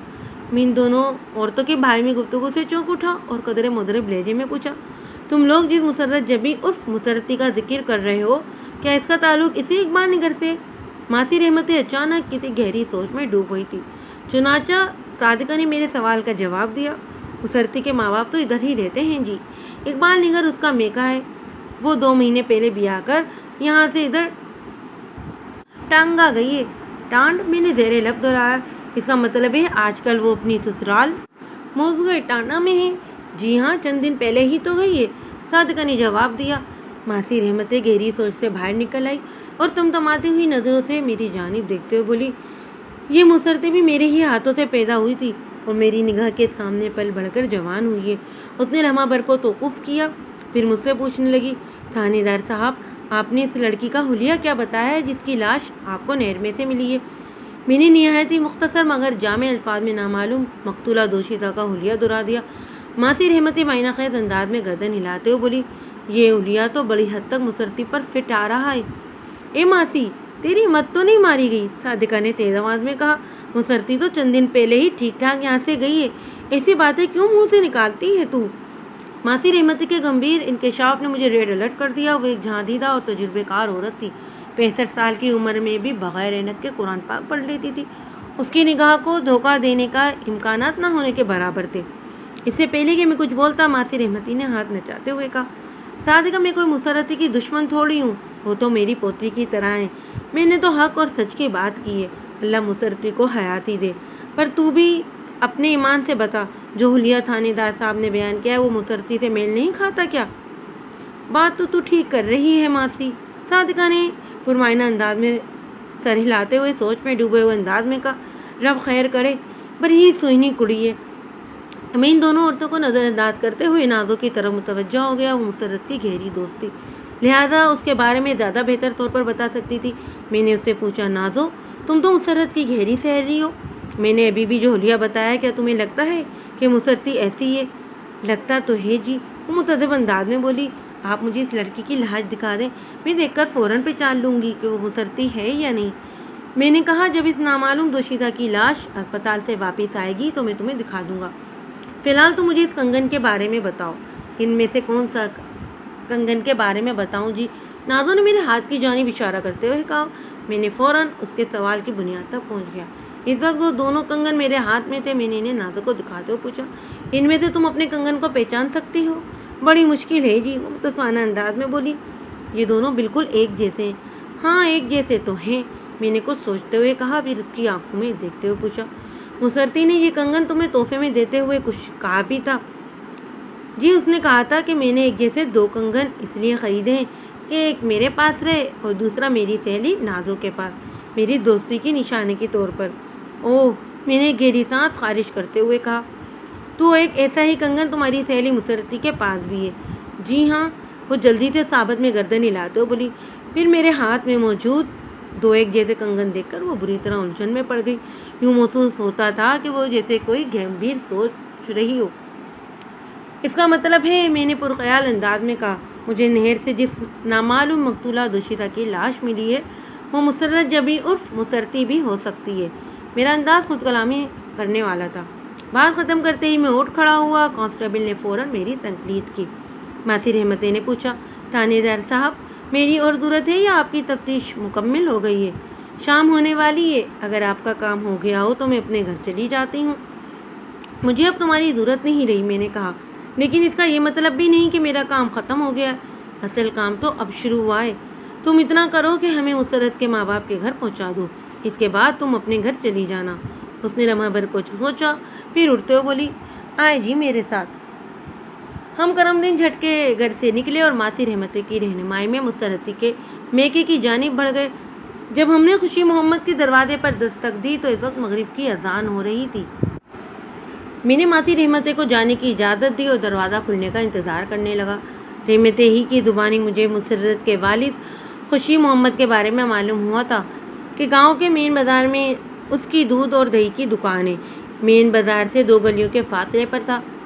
رحمتیں نے مجھے بتایا کہ مسرت کی شادی ہو جانے کے بعد اس کے گھر میں 3 افراد رہ گئے تھے، یعنی مسرت کا باپ خوشی محمد، اس کی ماں جمیلہ اور چھوٹا بھائی فواد۔ میں اس کیس کے تانے بانے میں اپنے ذہن میں الجھا ہی رہا تھا کہ گھر کا دروازہ کھلا اور کھلے ہوئے دروازے میں مجھے ایک معصوم سی صورت دکھائی دی۔ وہ 8-9 سال کا ایک بھولا بھالا سا بچہ تھا۔ اس بچے سے یہ پوچھنا سراسر حماقت ہوتی کہ یہ خوشی محمد کا گھر ہے۔ رحمتیں جیسی نادیدہ عورت رات کی رہنمائی کے سلسلے میں غلطی نہیں کر سکتی تھی۔ بیٹا، تمہارا باپ کہاں ہے؟ ابا تو اس وقت دکان پر ہوگا، وہ سراتپا گہری نظروں سے ہم دونوں کا جائزہ لیتے ہوئے معصومیت سے بولا۔ لیکن اس سے پہلے کہ میں کوئی مزید سوال کرتا، گھر کے اندر سے ایک نسوانی آواز ابھری، فواد پتر کون ہے دروازے پر؟ اماں، پولیس آئی ہے، فواد نامی بچے نے اپنی ماں کو جواب دیا۔ ہائے، میں مر جاؤں! اس عورت کی گھبرائی ہوئی آواز سنائی دی۔ پولیس؟ میں نے یہ سمجھنے میں ایک لمحہ نہیں لیا کہ فواد نامی بچے نے جس عورت کو اماں کہہ کر مخاطب کیا تھا وہ جمیلہ کے سوا کوئی اور نہیں تھی۔ اگلے ہی لمحے اس عورت کی جھلک دکھائی دی۔ وہ سر پر دوپٹہ سیٹ کرتے ہوئے متعصب لہجے میں بولی، کیا بات ہے جی، خیر تو ہے؟ جمیلہ ایک خوش شکل عورت تھی۔ اس کی عمر 40 اور 42 کے آس پاس رہی ہوگی۔ پہلے میرے جی میں آئی کہ اسے صورتحال سے آگاہ کر دوں، لیکن ایک فوری خیال کے تحت میں نے اپنا ارادہ ترک کر دیا۔ جمیلہ ایک ماں تھی، اس کے سامنے ایسے ناگہانی بم پھوڑنا ٹھیک نہیں تھا۔ پھر ابھی تک یہ بھی طے نہیں ہو سکا تھا کہ مجھے جس لڑکی کی لاش ملی تھی وہ مسرت عرف مسرتی کی ہی تھی۔ اینڈ یہ ممکن تھا کہ مسرتی والا کنگن اس کے پاس ہو اور وہ راضی و خوشی موزد ٹاؤن میں زندگی گزر بسر کر رہی ہو۔ مجھے لاش کی دائیں کلائی میں سے جو کنگن ہاتھ لگا تھا وہ انہی 2 کے جیسا کوئی تیسرا کنگن ہو۔ ظاہر ہے کسی شخص نے 2 کنگن بنانے کے لیے تو سانچہ تیار نہیں کیا ہوگا۔ اس سانچے سے اور بھی کنگن بنائے گئے ہوں گے جن کی خرید و فروخت پر کوئی پابندی تو نہیں تھی۔ اس وقت وہ دونوں کنگن میری جیب میں موجود تھے۔ میں نے جمیلہ کو تفتیش بھری نظروں سے اپنی طرف دیکھتے ہوئے پایا تو اس کا سوال کا جواب دیتے ہوئے کہا، سب خیر ہے جمیلہ بی بی، میں نے تمہارے خاوند سے 2-4 باتیں کرنے آیا ہوں۔ اس بچے نے بتایا ہے کہ خوشی محمد اس وقت دکان پر ہے۔ ٹھیک ہے، میں ادھر ہی جا کر اس سے مل لیتا ہوں۔ پولیس 2-4 باتیں کرنے کے لیے خواہ مخواہ کسی کے دروازے پر نہیں آتی۔ وہ بے یقینی کے انداز میں مجھے دیکھتے ہوئے بولی، آپ ضرور مجھ سے کچھ چھپا رہے ہیں۔ ایسی بات نہیں ہے بی بی، میں نے جمیلہ کی طرف دیکھے بغیر کہا۔ پھر فواد سے مخاطب ہوتے ہوئے اپنی بات میں اضافہ کیا، چل کاکا ہمیں اپنے ابے کی دکان دکھا دے۔ فواد نے ایک لمحے کے لیے سوالیہ نگاہوں سے اپنی ماں کو دیکھا۔ میں اس کی نگاہ کے موسم کو واضح طور پر سمجھ نہیں سکا۔ اس نے نگاہوں میں ماں سے اجازت مانگی تھی یا اپنے جانے کے بارے میں اطلاع فراہم کی تھی۔ بہرحال ہم فواد کے معیت میں جلدی خوشی محمد کی دکان پر پہنچ گئے۔ اس وقت اندھیرا پھیلنے لگا تھا۔ خوشی محمد نے گیس لیمپ روشن کر کے ایک بڑے تھال میں رکھی ہوئی تھی جو گھی والے ایک خالی کنستر پر دھرا تھا۔ گیس لیمپ کی روشنی نے اس کی دکان اور گرد کے ماحول کو اجاگر کر دیا تھا۔ میں نے بآواز بلند السلام علیکم کہا تو خوشی محمد چونک کر میری طرف دیکھنے لگا۔ اس چونکنے کے دو بڑے اسباب تھے۔ نمبر 1، میں کانسٹیبل عارف اس وقت پولیس کی وردی میں تھے۔ اس وردی کی اپنی دہشت ہوتی ہے، نہ چاہتے ہوئے بھی بے ساختہ چھپنے پر مجبور کر دیتی ہے۔ نمبر 2، ہم دونوں نے پولیس والوں کے ساتھ اسے اپنا چھوٹا بیٹا فواد بھی نظر آ رہا تھا، لہذا اس کا تفتیش میں مطلع ہو جانا ایک لازمی امر تھا۔ خوشی محمد نے میرے سوال کا جواب دیتے ہوئے کہا، وعلیکم السلام۔ پھر وہ اپنے بیٹے کی طرف دیکھتے ہوئے پوچھنے لگا، خیریت تو ہے سرکار؟ آپ نے فواد کو کیوں پکڑا ہوا ہے؟ میں نے اس کی دہشت کو کم کرنے کی غرض سے مذاق کے رنگ میں دونوں ہاتھ اسے دکھاتے ہوئے کہا، کہاں پکڑا ہوا ہے؟ وہ جبروس ہو کر رہ گیا۔ میں نے فواد کی طرف دیکھتے ہوئے تہمکانہ انداز میں کہا، کاکا تیرا کام ہو گیا، اب تو بس نکل یہاں سے جلدی۔ میں نے چٹکی بجائی۔ فواد ہمارے دیکھتے ہی دیکھتے 9-2-11 ہو گیا۔ خوشی محمد کو جب یقین ہو گیا کہ اس کے بیٹے پر کوئی مصیبت نازل نہیں ہوئی ہے تو اس نے ایک اطمینان بھری سانس خارج کی اور الجھن زدہ نظروں سے اب مجھے دیکھنے لگا۔ میں نے نہایت ہی مناسب الفاظ میں اسے صبح ہونے والے واقعے اور اپنی اب تک کی تفتیش کے بارے میں بتایا۔ پھر وہ دونوں کنگن میں نے اپنی جیب سے برآمد کر کے اسے دکھا۔ وہ ان کنگنوں کو دیکھتے ہی پہچان گیا اور اضطراری لہجے میں بولا، یہ کنگن تو میری گھر والی نے مسرتی کو خرید کر دیے تھے، جس میں سے اس نے ایک اپنے پاس رکھ لیا تھا اور دوسرا کرمدین جٹ کی بیٹی نازو کو تحفے میں دے دیا تھا۔ ان دونوں کڑیوں کی بڑی گہری دوستی ہے، لیکن مجھے یقین ہے۔ وہ لمحے بھر کو موقوف ہوا، پھر اپنی بات میں اضافہ کرتے ہوئے بولا، مجھے یقین ہے کہ آپ کو جس لڑکی کی لاش ملی ہے وہ میری مسرتی نہیں ہوگی۔ تمہیں یہ یقین کیوں ہے خوشی محمد؟ میں نے اس کی آنکھوں میں دیکھتے ہوئے سوال کیا۔ وہ متصب انداز میں گویا ہوا، 7 مئی کی صبح بڑی ہنگامہ خیز تھی۔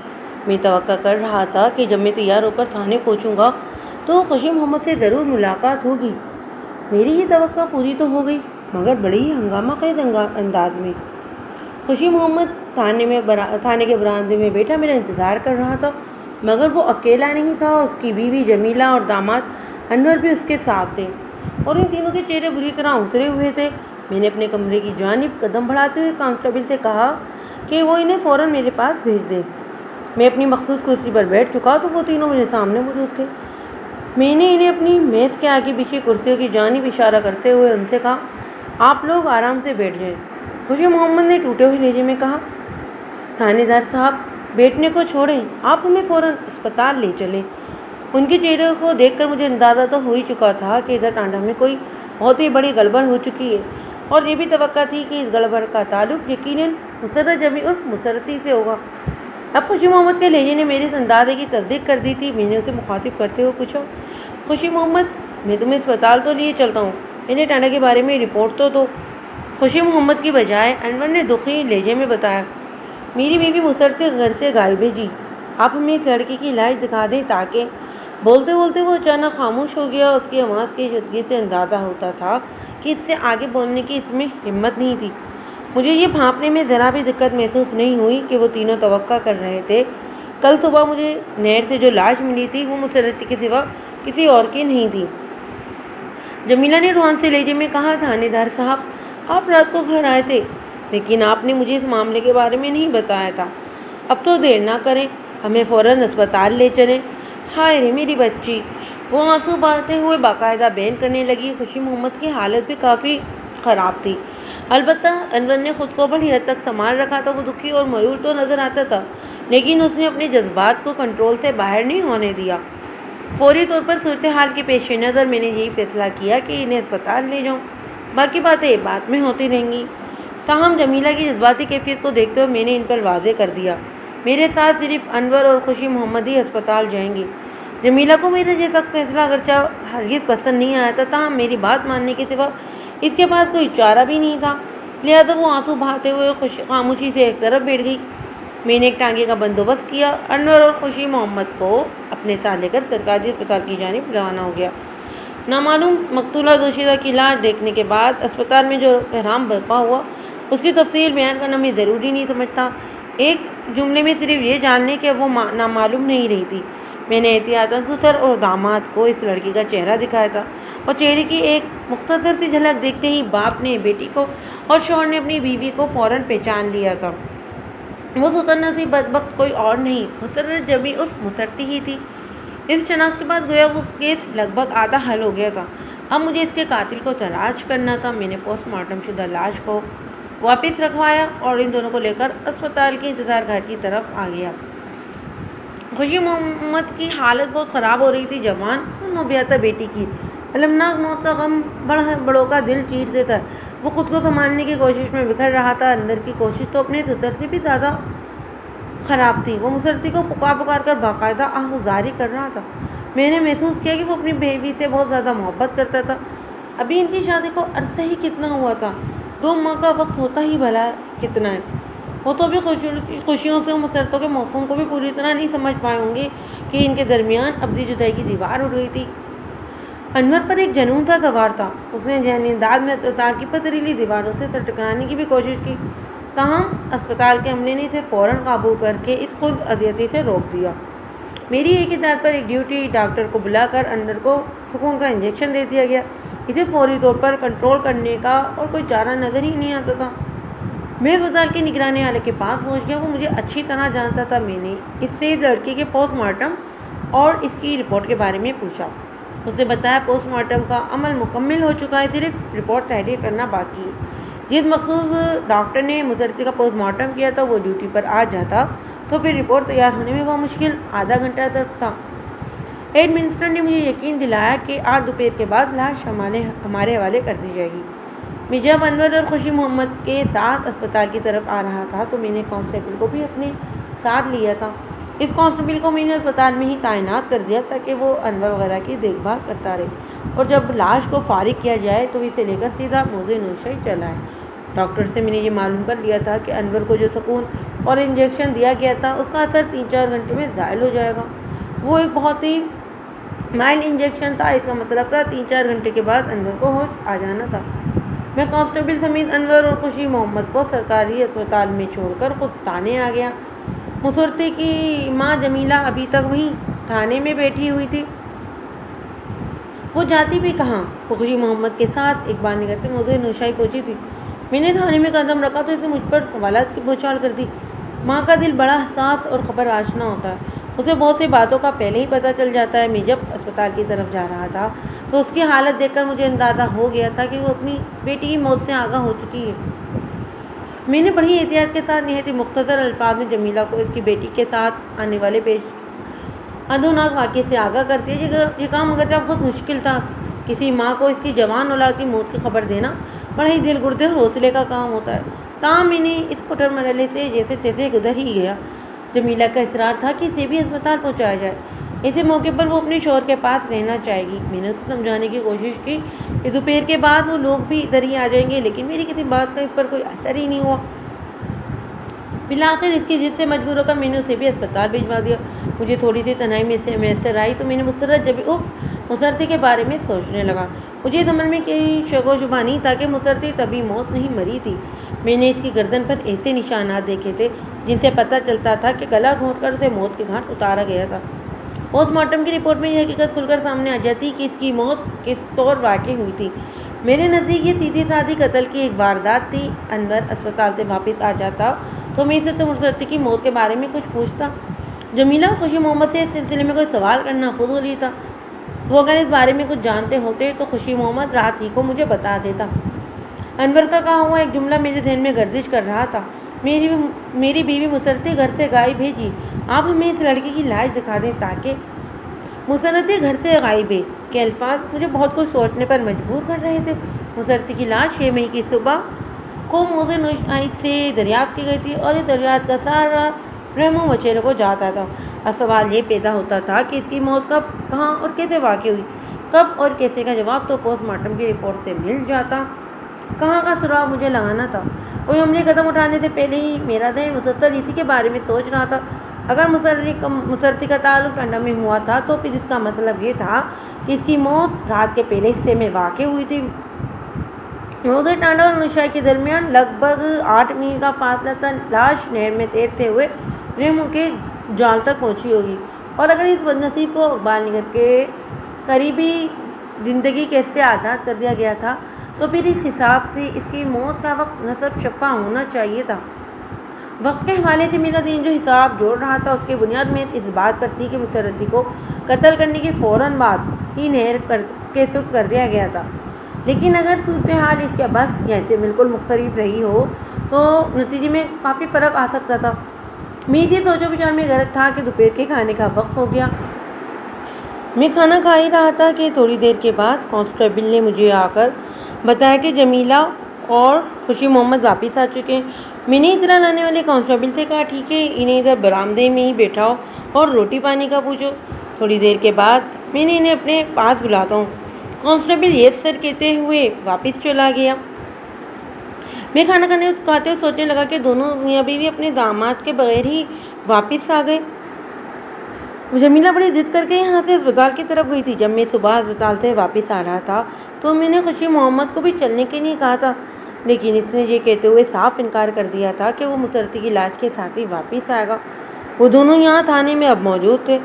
میں نے کھانے سے فارغ ہونے کے بعد ان کے بارے میں پوچھا تو پتہ چلا وہ بڑی بےتابی سے میرا انتظار کر رہے تھے۔ مجھے یہ بھی پتہ چلا کہ انہوں نے کھانا بھی نہیں کھایا۔ یہ ان کا عین فطری رد عمل تھا۔ ان پر جتنی بڑی قیامت گزر چکی تھی، اس میں نیند، بھوک اور پیاس کا اٹھ جانا لازمی بات تھی۔ میں نے انہیں فوراً اپنے کمرے میں بلا لیا اور پوچھا، آپ لوگوں نے کھانا کیوں نہیں کھایا؟ بس جی، ذرا بھوک نہیں ہے، خوشی محمد نے ٹوٹے ہوئے لہجے میں کہا۔ جمیلہ بڑھائی ہوئی آواز میں بولی، کھانا کیسے ہمارے حلق سے اتر سکتا ہے تھانے دار صاحب؟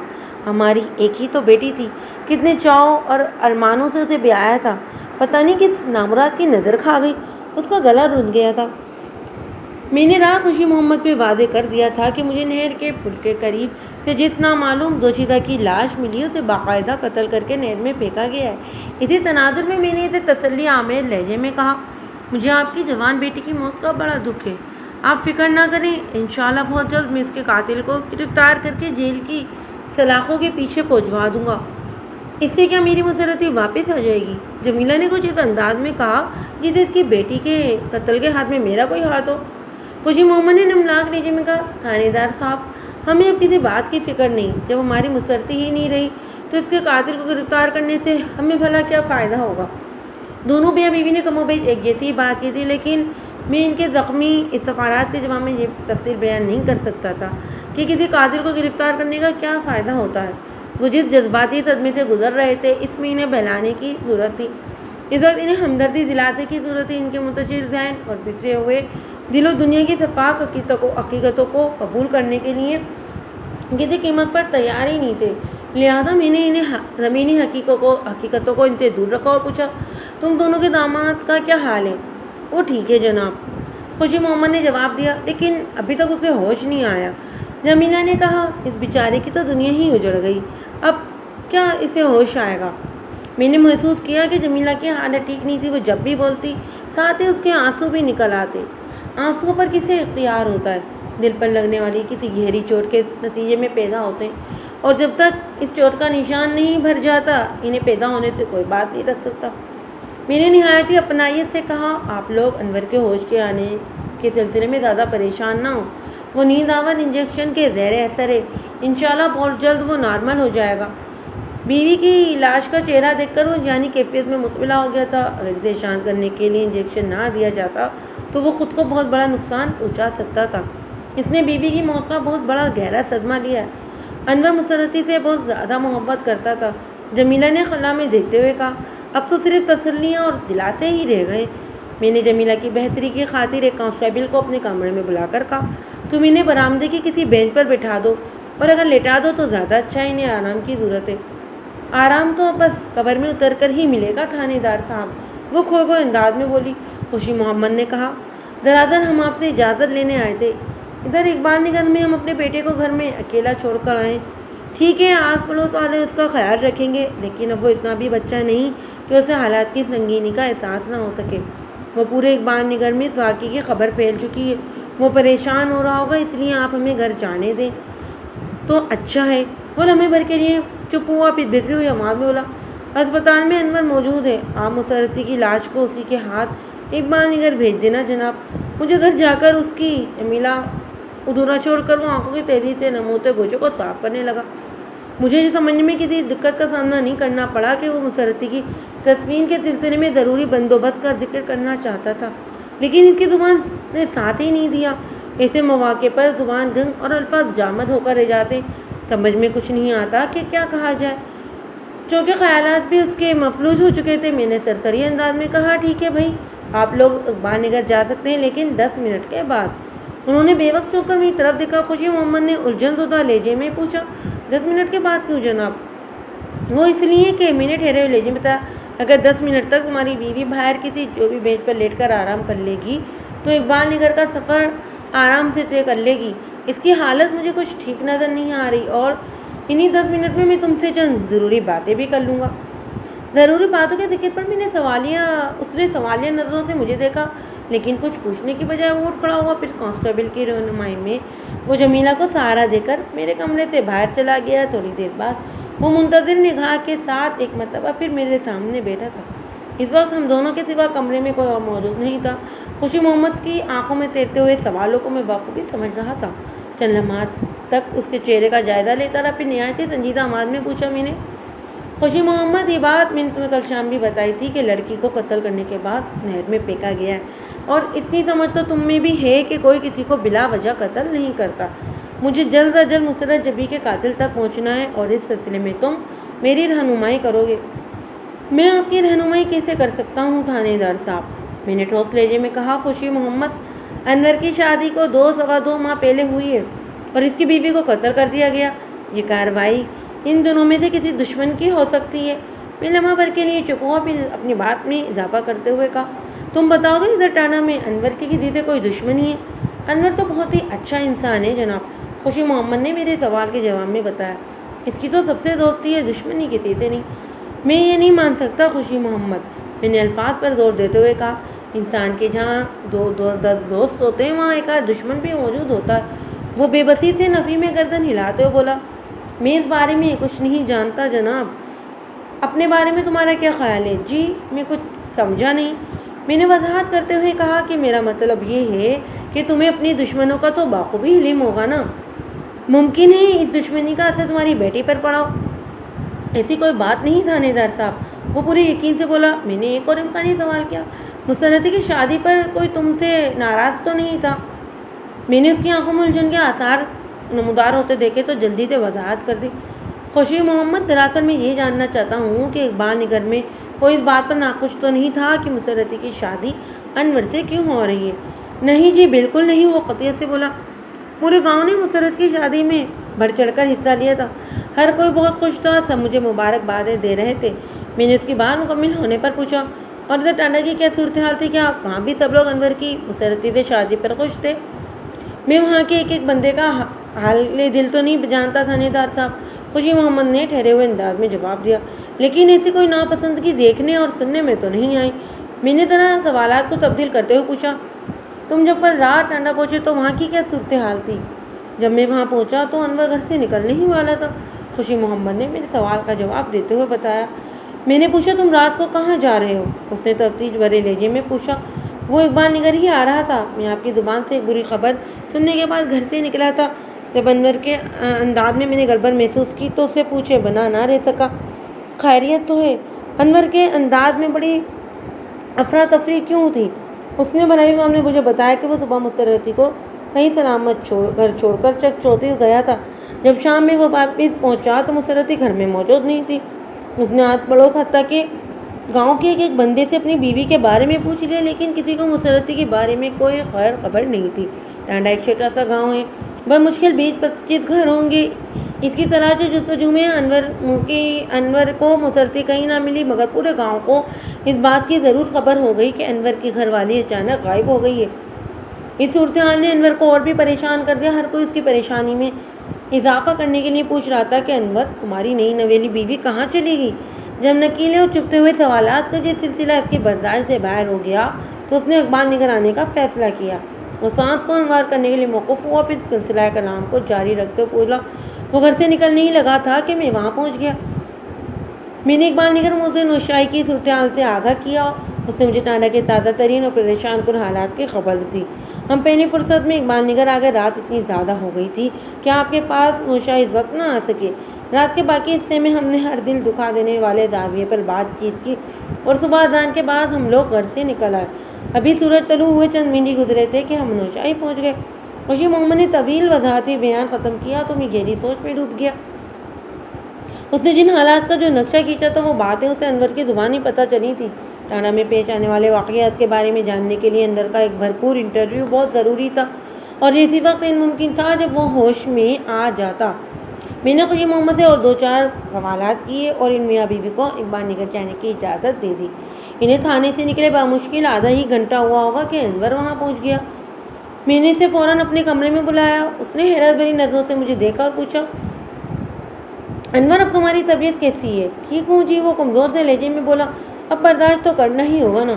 وہ صبح کی نیند پر بڑی حد تک سنبھلا ہوا تھا۔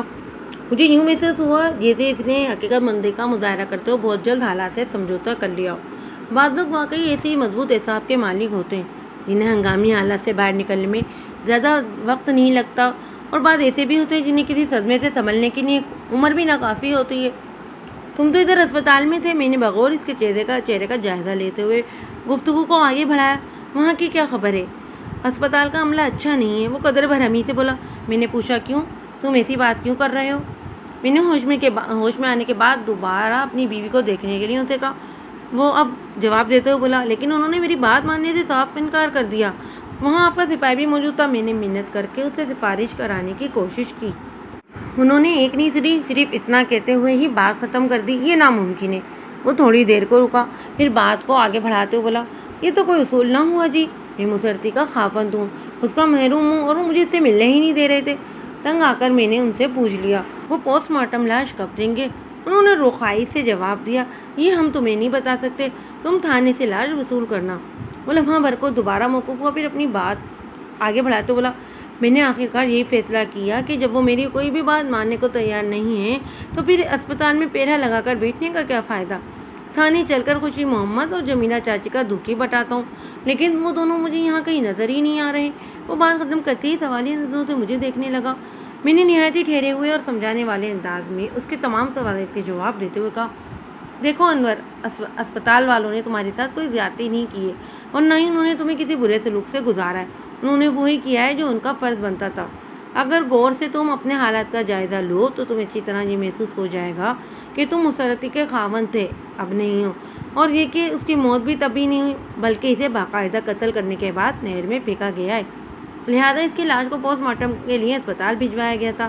آج صبح میں تمہارے ساتھ تھا، اس لیے میری درخواست پر انہوں نے تمہیں لاش کے چہرے کے حصے کی جھلک دکھا دی تھی، ورنہ یہ بھی ممکن نہیں تھا۔ میں لمحے بھر کو خاموش ہوا، پھر اپنی بات کو مکمل کرتے ہوئے کہا، اور جہاں تک خوشی محمد اور جمیلہ کا تعلق ہے تو وہ دونوں مجھ سے اجازت لے کر اقبال نگر گئے۔ جب مسرتی کی پوسٹ مارٹم لاش تھانے آ جائے گی تو میں لاش کی وصولی کے لیے انہیں یہاں بلوا لوں گا۔ وہ یکلخت اٹھ کھڑا ہوا۔ میں نے پوچھا، کیا ہوا انور؟ کچھ نہیں، وہ بددلی سے بولا، میں بھی اقبال نگر ہی جا رہا ہوں۔ جب چاچا خوشی محمد اور چاچی جمیلہ نہیں ہیں تو میں یہاں بیٹھ کر کیا کروں گا؟ اس کا یہ فوری رد عمل ٹھٹکا دینے والا تھا۔ اگر کوئی اور وقت ہوتا تو میں ضرور اس سے جرا کرتا، لیکن اسے پیش آنے والی ثانیے سے بخوبی واقف تھا اور اسپتال میں اس پر طاری ہونے والی جنونی کیفیت کو میں خود اپنی آنکھوں سے دیکھ چکا تھا۔ بیوی کی ابدی جدائی نے اس کے ذہن کی روح کو بری طرح متاثر کیا تھا، لہٰذا میں نے اسے الاؤنس دیتے ہوئے ہاتھ ہلا رکھا اور کہا، انور، تمہیں اقبال نگر جانے سے کوئی نہیں روک رہا، لیکن اس سے پہلے میں تم سے چند ضروری باتیں کرنا چاہتا ہوں۔ تم 10-15 منٹ کے لیے بیٹھ جاؤ تو اچھا ہوگا۔ میرے لہجے میں شامل سنجیدگی کو دیکھتے اس نے لمحہ بھر کو کچھ سوچا، پھر جس مکیان کے انداز میں وہ اٹھ کھڑا ہوتا ویسے ہی ایک جھٹکے سے بیٹھ بھی گیا۔ میں نے اس کی آنکھوں میں دیکھتے ہوئے سوال کیا، انور، میری تجربہ کار اور جہاں دیدہ آنکھیں کہتی ہیں کہ تمہاری بیوی کو کسی نے قتل کر کے نہر میں پھینک دیا ہے، ذرا سوچ کر بتاؤ کہ تمہارا ایسا سنگ دل اور شفاق دشمن کون ہو سکتا ہے؟ وہ میرا سوال کا جواب دینے کے بجائے الٹا مجھ سے پوچھنے لگا، آپ کس بنا پر یہ دعویٰ کر سکتے ہیں کہ مسرتی کو قتل کیا گیا ہے؟ یہ بات آپ نے پہلے بھی کی ہے۔ میں نے کہا میں نے مسرتی کی لاش کو پوسٹ مارٹم کے لیے اسپتال بھجوانے سے پہلے اپنی تجربہ کار آنکھوں کے سامنے سے گزارا تھا۔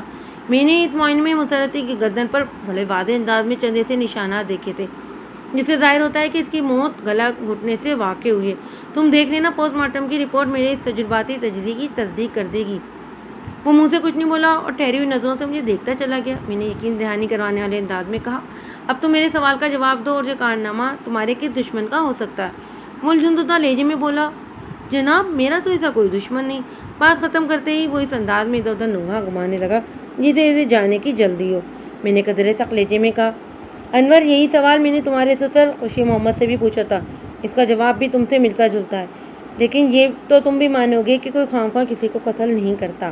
تمہاری بیوی کو جس نے بھی موت سے ہمکنار کیا ہے وہ یا تو تمہارا دشمن ہے یا پھر خوشی محمد کا۔ تم اس بارے میں کیا کہتے ہو؟ میں نے بتایا ہے نا جی، وہ پریشان کن انداز میں بولا، میں اپنے کسی دشمن سے واقف نہیں ہوں، وہ جو اس حد تک جا سکتا ہو۔ اور جہاں تک چاچا خوشی کا تعلق ہے، وہ تھوڑی دیر کے لیے خاموش ہوا اور ایک ستی سی نگاہ کمرے کے دروازے پر ڈالی، پھر بھرے ایمان میں بولا، چاچا خوشی محمد بھی ایک سیدھا سادہ اور شریف آدمی ہے، میں نے آج تک اسے کسی سے دشمنی یا لڑتے جھگڑتے نہیں دیکھا۔ یہ سمجھ میں آنے والی بات نہیں کہ کوئی اس کا دشمن ہو سکتا ہے۔ میں نے آستگی سے کہا، انور اسی نوعیت کے خیالات اور جذبات کا اظہار خوشی محمد نے تمہارے لیے کیا ہے۔ لگتا ہے تم داماد سسر میں بڑی محبت اور ہمآہنگی ہے۔ آپ کا اندازہ بالکل درست ہے تھانے دار صاحب، وہ میرا سگا چاچا تو نہیں لیکن سگوں سے کہیں بڑھ کر ہے۔ میں اسے اپنا بزرگ مانتا ہوں اور اپنے باپ کی طرح اس کا احترام کرتا ہوں۔ پھر اس نے مناسب الفاظ میں مجھے بتایا کہ وہ والدین جیسی نعمت سے محروم تھا۔ خوشی محمد نے اس کے لیے کبھی اپنی شفقت کم نہیں ہونے دی۔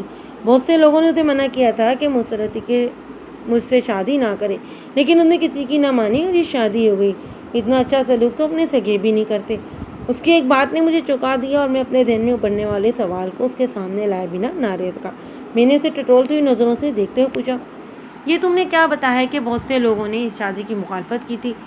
اس بات میں کسی شک و شبے کی تلاش کرنا ممکن نہیں تھا کہ مسرتی کو قتل کیا گیا تھا۔ اب یہ بھی طے تھا کہ ایسا کام یا تو انور کا کوئی دشمن کر سکتا تھا یا مسرتی کا، یا پھر ان دونوں کی شادی کا کوئی دشمن۔ ابھی بھی انور کے کچھ اس انداز میں اس نے بات کی تھی کہ میرا چونک جانا لازم ہو گیا تھا۔ اس نے میرے سوال کا جواب دیتے ہوئے بتایا، تھانے دار صاحب بات دراصل یہ ہے کہ میں کنوارا نہیں تھا، چند سال قبل میری شادی ہوئی تھی جو کسی وجہ سے ناکام ہو گئی۔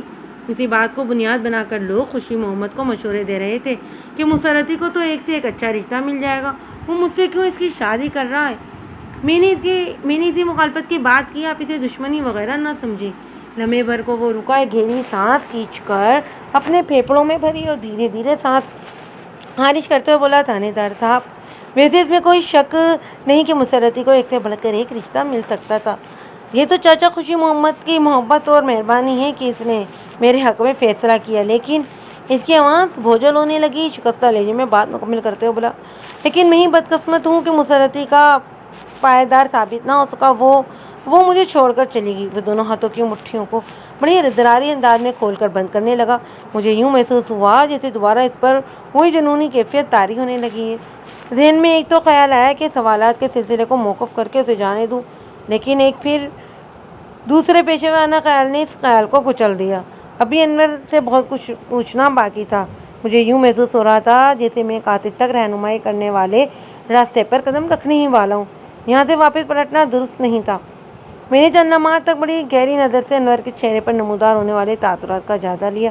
جب مجھے ایسا لگا کہ وہ جنونی کیفیت بڑھنے کی بجائے نارمل ہو رہا ہے تو میں نے ملائم سے لہجے میں سے پوچھا، انور تمہاری باتوں سے میں نے اندازہ لگایا ہے کہ شادی سے پہلے بھی تمہاری خوشی محمد کے گھر آنا جانا تھا، تم لوگوں کے بڑے گہرے تعلقات تھے، وہ تمہارے بارے میں اور تم ان کے بارے میں چھوٹی سے چھوٹی بات سے بھی واقف تھے۔ تمہاری زبانی مجھے پتہ چلا ہے کہ مسرتی کے لیے ایک سے ایک اچھا رشتہ موجود تھا۔ وہ بری توجہ سے میری بات سن رہا تھا۔ میں نے محسوس کیا وہ بالکل نارمل ہو چکا تھا۔ بات کو آگے بڑھاتے ہوئے میں نے پوچھا، انور ذرا سوچ کر بتاؤ، مسرتی کے لیے کسی اور کا بھی رشتہ آیا تھا جو خوشی محمد نے منظور نہ کیا؟ اس سلسلے میں مجھے زیادہ تو نہیں پتا، وہ سوچنے والے انداز میں بولا، لیکن سنا ہے مشتاق جو ہے مسرتی سے شادی کا خواہش مند تھا، اس نے باقاعدہ رشتہ بھی بھیجا یا نہیں؟ اس کے بارے میں کچھ نہیں جانتا۔ میرے تجسس کو قدر ہوا ملی۔ میں نے پوچھا، یہ مشتاق کون ہے؟ دراصل مجھے بھی کسی ایسی شخص کی تلاش تھی جس کی مسرتی یا انور سے عداوت ثابت ہو، اور میں اس نقطے تک پہنچے بغیر مسرتی کا قاتل کا سراغ نہیں لگا سکتا تھا جب تک قاتل ہتھے نہ چڑھ جاتا۔ یہ کیس حل نہیں ہو سکتا تھا۔ انور نے میری سوال کا جواب دیتے ہوئے کہا، مشتاق ادھر اقبال نگر کا ہی رہنے والا ہے، اس کا باپ طفیل احمد ہے، یہ لوگ کھاتے آسودہ اور کھاتے پیتے ہیں۔ مجھے حیرت ہوئی کیونکہ میں خوشی محمد اور اس کے گھر کی حالت خود اپنی آنکھوں سے دیکھ چکا تھا۔ اس نے اگر ایک خوشحال بیٹے کا رشتہ منظور نہیں کیا تھا تو اس کے پیچھے کوئی نہ کوئی تو بات ضرور ہوگی۔ میں نے انور سے پوچھا، کیا طفیل احمد کے بیٹے میں کوئی عیب تھا جو خوشی محمد نے اس رشتے سے انکار کر دیا؟ میرا مطلب ہے کیا مشتاق لولا لنگڑا یا بہرا تھا؟ اس میں کوئی جسمانی عیب تو نہیں تھا جناب، انور نے اشتہارات آمیز لہجے میں بتایا، لیکن سننے میں آیا ہے کہ اس کا کردار جو تسلی بخش نہیں تھا، وہ ایک بگڑا ہوا اور آوارہ آدمی ہے۔ اس کی حرکتوں کو دیکھتے ہوئے ہی خوشی محمد نے اس رشتے سے انکار کر دیا تھا۔ اچھا، میں نے سوچ میں ڈوبے لہجے میں کہا، اگر مشتاق کے ایسے کرتوت ہیں تو خوشی محمد نے اسے اپنا داماد نہ بنانے کا فیصلہ کر کے بڑی عقل مندی کا ثبوت دیا تھا۔ انور نے میری بات سنی اور ایک مرتبہ پھر اس انداز میں دروازے کی جانب دیکھنے لگا جیسے اسے جانے کی جلدی ہو۔ میں نے اپنے ذہن میں مشتاق نام اس پر سرخ دائرہ لگا اور انور سے سوال کیا، مجھے تمہارے چچا سورند نے بتایا ہے کہ کل صبح جب تم اپنی بیوی کو گھر میں اکیلا چھوڑ کر چک چوتھے چلے گئے تھے اور شام کو واپس آئے تو مسرتی گھر میں موجود نہیں تھی، اس کے بعد ہی تم اسے ادھر ادھر تلاش کرنے لگے، کیا تمہارے گھر میں کوئی اور نہیں رہتا؟ نہیں جناب، اس نے نفی میں گردن ہلائی اور بولا، والدین کے انتقال کے بارے میں تو میں آپ کو بتا ہی چکا ہوں، پہلے تو میں بالکل ہی اکیلا تھا، شادی کے بعد مسرتی میری زندگی میں آ گئی، ہم دونوں کے سوا اس گھر میں کوئی نہیں رہتا تھا، اور اب پھر مجھے تنہا ہی رہنا ہوگا۔ آخری جملہ اس نے گلوگیر انداز میں کہا۔ میں نے پوچھا، انور آج 7 تاریخ ہے، پچھلے 6 دن 6 مئی تھی، تم کتنے بجے گھر سے نکلے تھے؟ میں کل ناشتہ وغیرہ کر کے ہی گھر سے روانہ ہوا تھا، اس نے بتایا، اور مسرتی سے کہا تھا شام سے پہلے ہی میں واپس آ جاؤں گا۔ اس نے کہا، مجھے بھی اپنے ساتھ لے چلو۔ میں نے کہا، یہ مناسب نہیں، میں وہاں اپنے ایک دوست سے ملنے جا رہا ہوں، اگر اکیلے میں تمہیں ڈر محسوس ہو رہا ہے تو تمہیں اقبال نگر چھوڑ آتا ہوں۔ وہ بولی، ڈر والی تو کوئی بات نہیں، میں بھی 4 دن پہلے ہی تو اقبال نگر سے واپس آئی ہوں، اتنی جلدی میں کے جانا اچھا نہیں لگتا، تم بے فکر ہو کر جاؤ، میں رہ لوں گی۔ اور میں بے فکر ہو کر چلا گیا۔ جملہ نامکمل چھوڑ کر وہ گمبھیر آواز میں خاموش ہو گیا، اس کے چہرے سے افسردگی ٹپکتی تھی۔ میں نے پوچھا، تم کون سے چک 34 گئے تھے؟ میری معلومات کے مطابق اس ضلع میں 2 چک 34 تھے، انور نے میرے سوال کے جواب میں بتایا۔ میں چک 34 شمالی گیا تھا، تم وہاں اپنے کس دوست سے ملنے گئے تھے؟ میرے دوست کا نام چودھری صغیر ہے۔ کیا یہ چودھری صغیر غمزن اس بات کی گواہی دے گا کہ تم 6 مئی کو اس سے ملنے چک 34 شمالی گئے تھے، جو موضوع ٹانڈا سے 10 میل کے فاصلے پر شمال میں واقع؟ کیوں نہیں گواہی دے گا جناب، وہ متفقانہ انداز میں بولا۔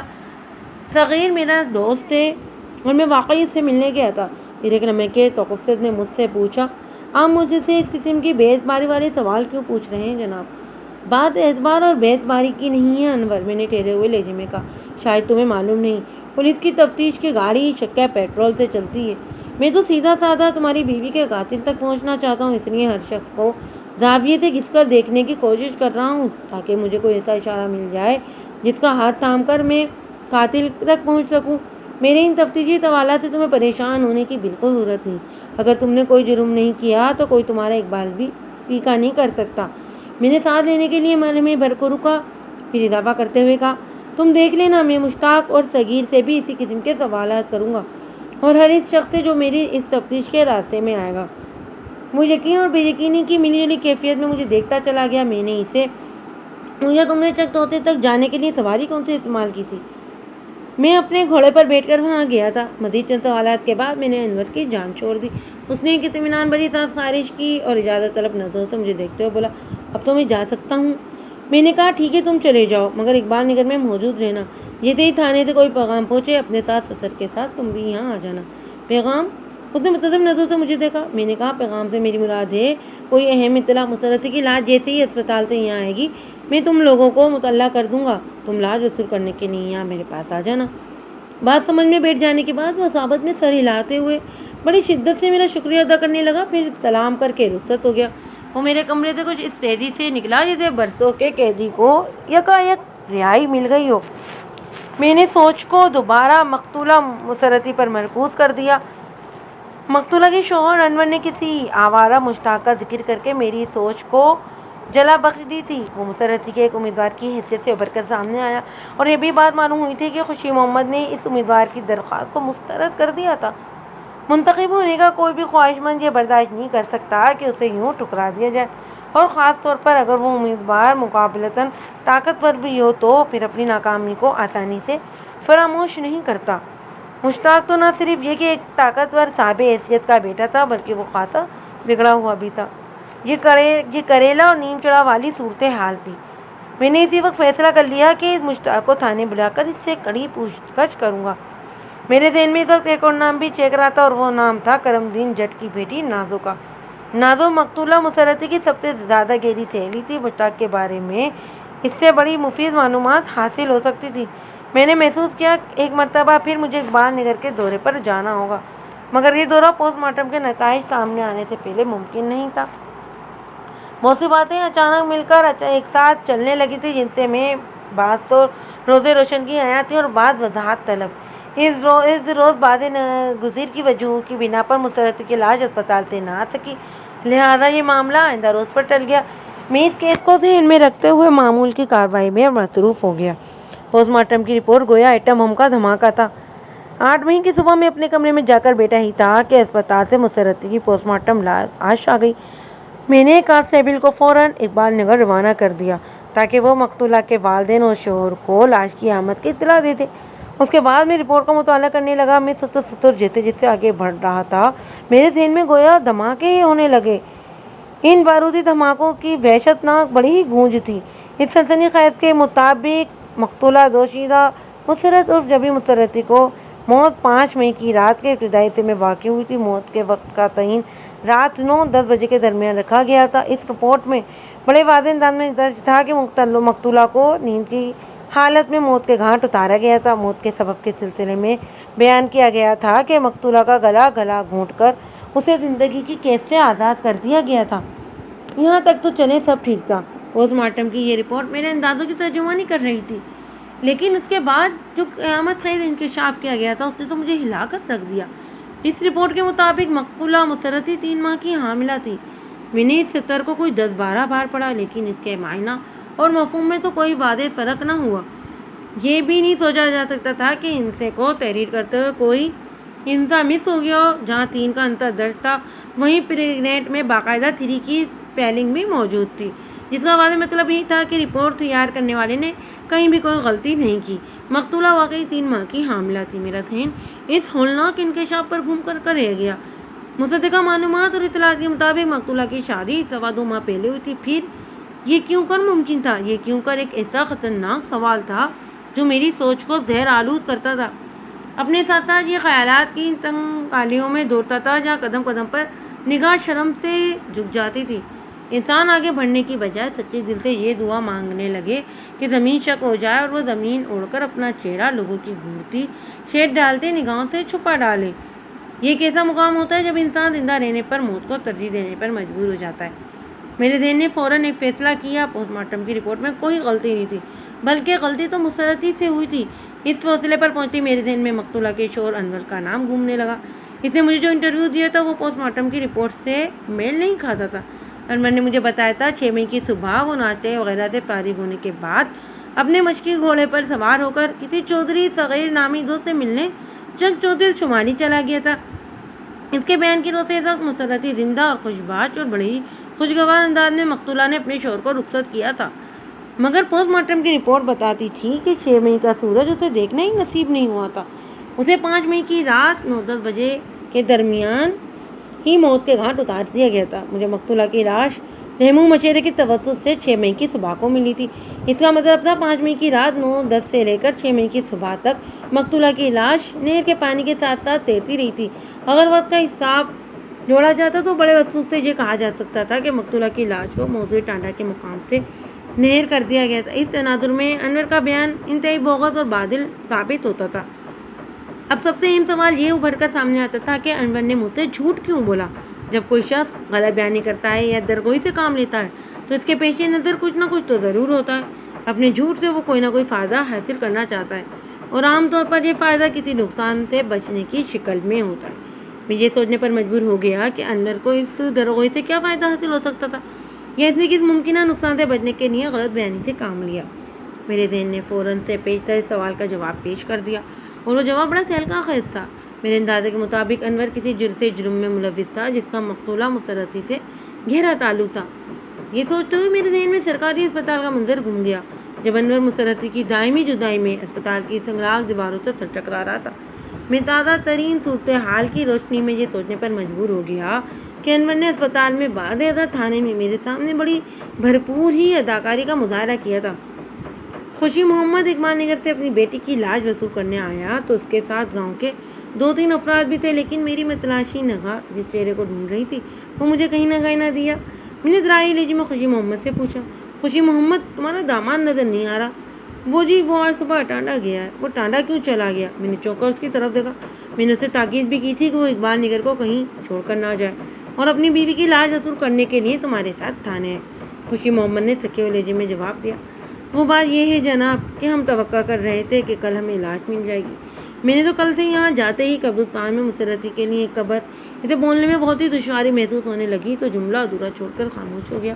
پھر بڑی زخمی نظر سے میری طرف دیکھ کر کہنے لگا، میں اس کی مجبوری اور معذوری کو بہت اچھی طرح سمجھ رہا تھا۔ وہ ایک باپ تھا، ایک اولاد کے لیے اس کے سینے میں ایک حساس دل دھڑک رہا تھا۔ اپنی بیٹی مسرتی کی موت اور تسکین کے ذکر نے گویا اس کا گلا گھونٹ دیا تھا، الفاظ نے اس کا ساتھ چھوڑ دیا تھا، اور وہ بے بسی کے عالم میں مجھے تکتا چلا جا رہا تھا، اور وہ اس کے سوا کر بھی کیا سکتا تھا۔ میں نے اس سے کوئی اور سوال نہ کیا، خاموشی سے اس کا بس جائزہ لیتا رہا اور اس انتظار میں رہا کہ وہ جذبات کے ریلے سے نکل کر ذرا خود پر قابو پا لے۔ مجھے زیادہ دیر تک انتظار نہیں کرنا پڑا۔ چند لمحات کی خاموشی کے بعد وہ اپنی بات کو مکمل کرتے ہوئے بولا، جب کل رات بھی آپ کی طرف سے کوئی اطلاع نہیں آئی تو انور کہنے لگا کہ وہ صبح ٹانڈا چلا جائے گا تاکہ وہاں کے لوگوں کو بھی اس اندوہناک واقعے کی خبر دی جا سکے۔ اس نے وعدہ کیا تھا کہ وہ آج دوپہر تک واپس آ جائے گا۔ میں نے پوری توجہ سے اس کی بات سنی اور کسی جرح اور بحث کی ضرورت محسوس نہیں کی، اور نہ ہی اسے پوسٹ مارٹم رپورٹ کے خطرناک پہلو سے آگاہ کرنے کی کوشش کی۔ وہ ایک دکھی شخص تھا، ایک ایسا باپ تھا جس کے اعصاب ٹوٹ چکے تھے اور جذبات بکھر چکے تھے، جس باپ کی مخدوش اور مختصر خوشیوں کا کانچ میں ریزہ ریزہ ہو کر اپنے دل و جگر میں ہی پیوست ہو گئے جائے۔ اس سے اس احساس موضوع پر بات کرنے سے جتنا اعتراض بڑھتا جائے وہ جذباتی صدمے سے نکل کر جلدی باہر آ جاتا ہے۔ میں نے ضروری قانونی کاغذی کارروائی مکمل کر کے مقتولہ مسرتی کی لاش خوشی محمد کے حوالے کر دی۔ پھر جب وہ تھانے سے جانے لگا تو میں نے پوسٹ مارٹم کے رپورٹ کے حوالے سے صرف اتنا اسے بتایا، خوشی محمد میرا یہ شخص ثابت ہو گیا ہے کہ تمہاری بیٹی کو باقاعدہ قتل کر کے نہر میں پھینکا گیا تھا۔ پوسٹ مارٹم رپورٹ نے اس بات کی تصدیق کی ہے کہ مسرتی کی موت گلا گھونٹنے سے واقع ہوئی تھی۔ وہ جذبات سے لبریز ہو کر کپاتے ہوئے بعد میں بولا، کون ہے وہ مردود جس نے میری پیاری بیٹی کو موت کے حوالے کر دیا؟ اس شفاق اور بہرحم شخص کو میں 24 گھنٹے کے اندر ڈھونڈ نکالوں گا، میں نے پرعزم لہجے میں کہا۔ بڑی شدت سے مسرتی کے قاتل کو تلاش کر رہا ہوں میں، تم امید رکھو بہت جلد میرا ہاتھ اس کی گردن پر ہوگا۔ وہ ٹوٹے ہوئے لہجے میں میرا شکریہ ادا کر کے رخصت ہو گیا۔ خوشی محمد کے جانے کے بعد میں نے عطائی نوشاد کو اپنے کمرے میں بلایا، پھر اسے موضوع ٹانڈا جانے کے لیے تفصیلات سے آگاہ کرنے کا کہا۔ میرے حکم کے مطابق اسے انور کو ہر حال میں گرفتار کر کے میرے پاس لانا تھا۔ میں نے 2 کانسٹیبل مقصود اور مصور کو بھی اس کے ساتھ کر دیا اور 3 افراد کی اس ٹیم کو خصوصی ہدایت دی کہ وہ شام سے پہلے انور کو گرفتار کر کے تھانے پہنچا دیں۔ ان کے جانے کے بعد میں حرکت میں آ گیا۔ خوشی محمد کی زبانی مجھے معلوم ہو چکا تھا کہ انور دوپہر تک اقبال نگر آ جائے گا۔ اقبال نگر سے ٹانڈا، ٹانڈا سے اقبال نگر آنے جانے کے لیے ایک ہی راستہ استعمال ہوتا تھا۔ زیادہ امید اس بات کی تھی کہ میری بھیجی ہوئی ٹیم کو وہ راستے میں ہی کہیں نظر آ جائے گا۔ نوشاد، مقصود اور مظفر اس کے صورت آشنا تھے، لہٰذا ان کے لیے کوئی مشکلات نہیں تھی، مگر میں اسی پر قناعت کر کے نہیں بیٹھ سکتا تھا۔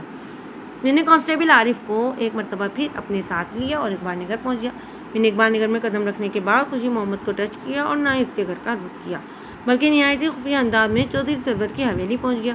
چودھری نے حسب معمول میرا بڑا ہی پرتپاک استقبال کیا اور اس کیس کے حوالے سے مختلف سوالات کرنے لگا جس پر آج کل میں کام کر رہا تھا، یعنی مسرت مرڈر کیس۔ گزشتہ روز میں جو حالات سامنے آئے تھے اسے پل پل ان کی خبر تھی، رئیسی قطر میں نے پوری کر دی۔ وہ پھیلی ہوئی آنکھوں کے ساتھ میری بات سنتا رہا۔ اس سنسنی خیز خبر اور رات معلومات گفتگو کے دوران میں طفیل احمد کے بیٹے مشتاق کا بھی ذکر رہا اور پوسٹ مارٹم کی رپورٹ بھی زیر بحث رہی۔ میں خاموش ہوا تو چودھری سرور نے آگے سکڑتے ہوئے گمبھیر لہجے میں کہا، ملک صاحب، میرا اندازہ تو یہ کہتا ہے کہ انور اس قتل کی واردات کے بارے میں بہت کچھ جانتا ہے۔ میں نے ثابت میں گردن ہلاتے ہوئے جواب دیا، آپ کا اندازہ درست ہے، میں بھی اس بات پر یقین رکھتا ہوں۔ میرے خیال میں یا تو انور نے خود اپنی بیوی کو موت کے گھاٹ اتارا ہے یا پھر کسی اور کی مدد سے یہ کام لیا ہے۔ پوسٹ مارٹم کی رپورٹ نے اس کے متعلق جھوٹوں کی پول کھول دی ہے، اسی لیے میں سانس لینے کے لیے لمحے بھر کو رکا، پھر اپنی بات میں اضافہ کرتے ہوئے کہا، اسی لیے میں نے اس کو گرفتار کرنے کے لیے ایک مختصری پولیس ٹیم کو موضع ٹانڈا روانہ کر دیا ہے اور خود آپ کے پاس آیا ہوں۔ انور کی گرفتاری کے لیے مجھے آپ کا خفیہ تعاون بھی درکار ہے۔ جی ملک صاحب، آپ حکم کریں۔ وہ ہمتن گوش ہو گیا۔ میں نے کہا، آپ اپنے بندوں کو الرٹ کر دیں کہ جیسے ہی انور اقبال نگر میں داخل ہو وہ اسے کسی طرح گھیر گھار کر آپ کی حویلی تک لے آئے۔ میں کانسٹیبل عارف کو ادھر ہی چھوڑ کر جا رہا ہوں۔ ویسے تو میں نے انور کی گرفتاری کے لیے ایک ٹیم ٹانڈا بھیجی ہے، لیکن میں کوئی رسک لینے کو تیار نہیں ہوں۔ اگر انور کو کسی طرح میری بھیجی ہوئی پارٹی سے نظر بچا کر یہاں آ جاتا ہے تو آپ کے موتین ہوشیار بندے اسے قابو کر لیں گے۔ میں آج کا سورج غروب ہونے سے پہلے انور کو اپنے سامنے دیکھنا چاہتا ہوں۔ آپ فکر نہ کریں جناب، سب ہو جائے گا، وہ ٹھوس لہجے میں بولا۔ میں اٹھ کھڑا ہوا اور کہا، ٹھیک ہے تو پھر میں چلتا ہوں۔ کہاں؟ وہ بھی میرے ساتھ کھڑے ہوتے ہوئے حیرت سے بولا۔ میں تھانے واپس جا رہا ہوں، وہاں بہت سارے کام بکھرے پڑے ہوں۔ وہ تو ٹھیک ہے، مگر میں آج آپ کو ایسے ہی نہیں جانے دوں گا، وہ اصراری لہجے میں بولا۔ میں نے سوالیہ انداز میں اس کی طرف دیکھا۔ وہ وضاحت کرتے ہوئے بولا، اس روز بھی آپ کھانا کھائے بغیر چلے گئے تھے، اتفاق سے دوبارہ آپ آئے گئے تو آج دوپہر کا کھانا۔ چودھری صاحب، میں نے اس کی بات پوری ہونے سے پہلے ہی کہہ دیا، آپ کھانے کے سلسلے میں اپنے پاس میرا آپ کی طرف ادھار رہا اور میں ادھار رکھنے کا قائل نہیں ہوں۔ انشاءاللہ جیسے ہی میں اس کیس سے نپٹوں گا آپ کے دولت خانے پر ایک عظیم الشان دعوت اڑانے ضرور آؤں گا، مگر ابھی نہیں رک سکتا، میرا فوراً تھانے پہنچنا بہت ضروری ہے۔ میں چند نماز کے لیے موقوف ہوا، پھر چودھری سرور کی تسلی کے لیے کہہ دیا، میں اپنے عملے کا ایک فرض یہاں چھوڑ کر جا رہا ہوں، آپ خاطر توادہ کے سلسلے میں فی الحال اسی سے استفادہ کر لیں۔ چودھری نے اندازہ لگا لیا کہ میں کسی بھی صورت رکنے والوں میں سے نہیں ہوں، اس نے زیادہ اصرار نہیں کیا، مجھے جانے کی اجازت دے دی۔ میں اس کی حویلی سے نکلا اور تھانے کی جانب روانہ ہو گیا۔ وہ سر کے بعد کا وقت تھا، شام ہونے والی تھی، یعنی دن کا سورج ابھی غروب نہیں ہوا تھا۔ میں تھانے میں اپنے کمرے میں اپنی کرسی پر بیٹھا تھا۔ میرے علاوہ اس کمرے میں دو افراد موجود تھے، ایک حوالدار حقنواز، دوسرا مقتولہ مسرتی کا شوہر انور۔ وہ دونوں میرے سامنے کھڑے تھے، اس طرح کہ حوالدار بڑی بھوکی اور ترسی ہوئی نظر سے انور کو دیکھتے ہوئے میرے کسی مخصوص اشارے کا منتظر تھا۔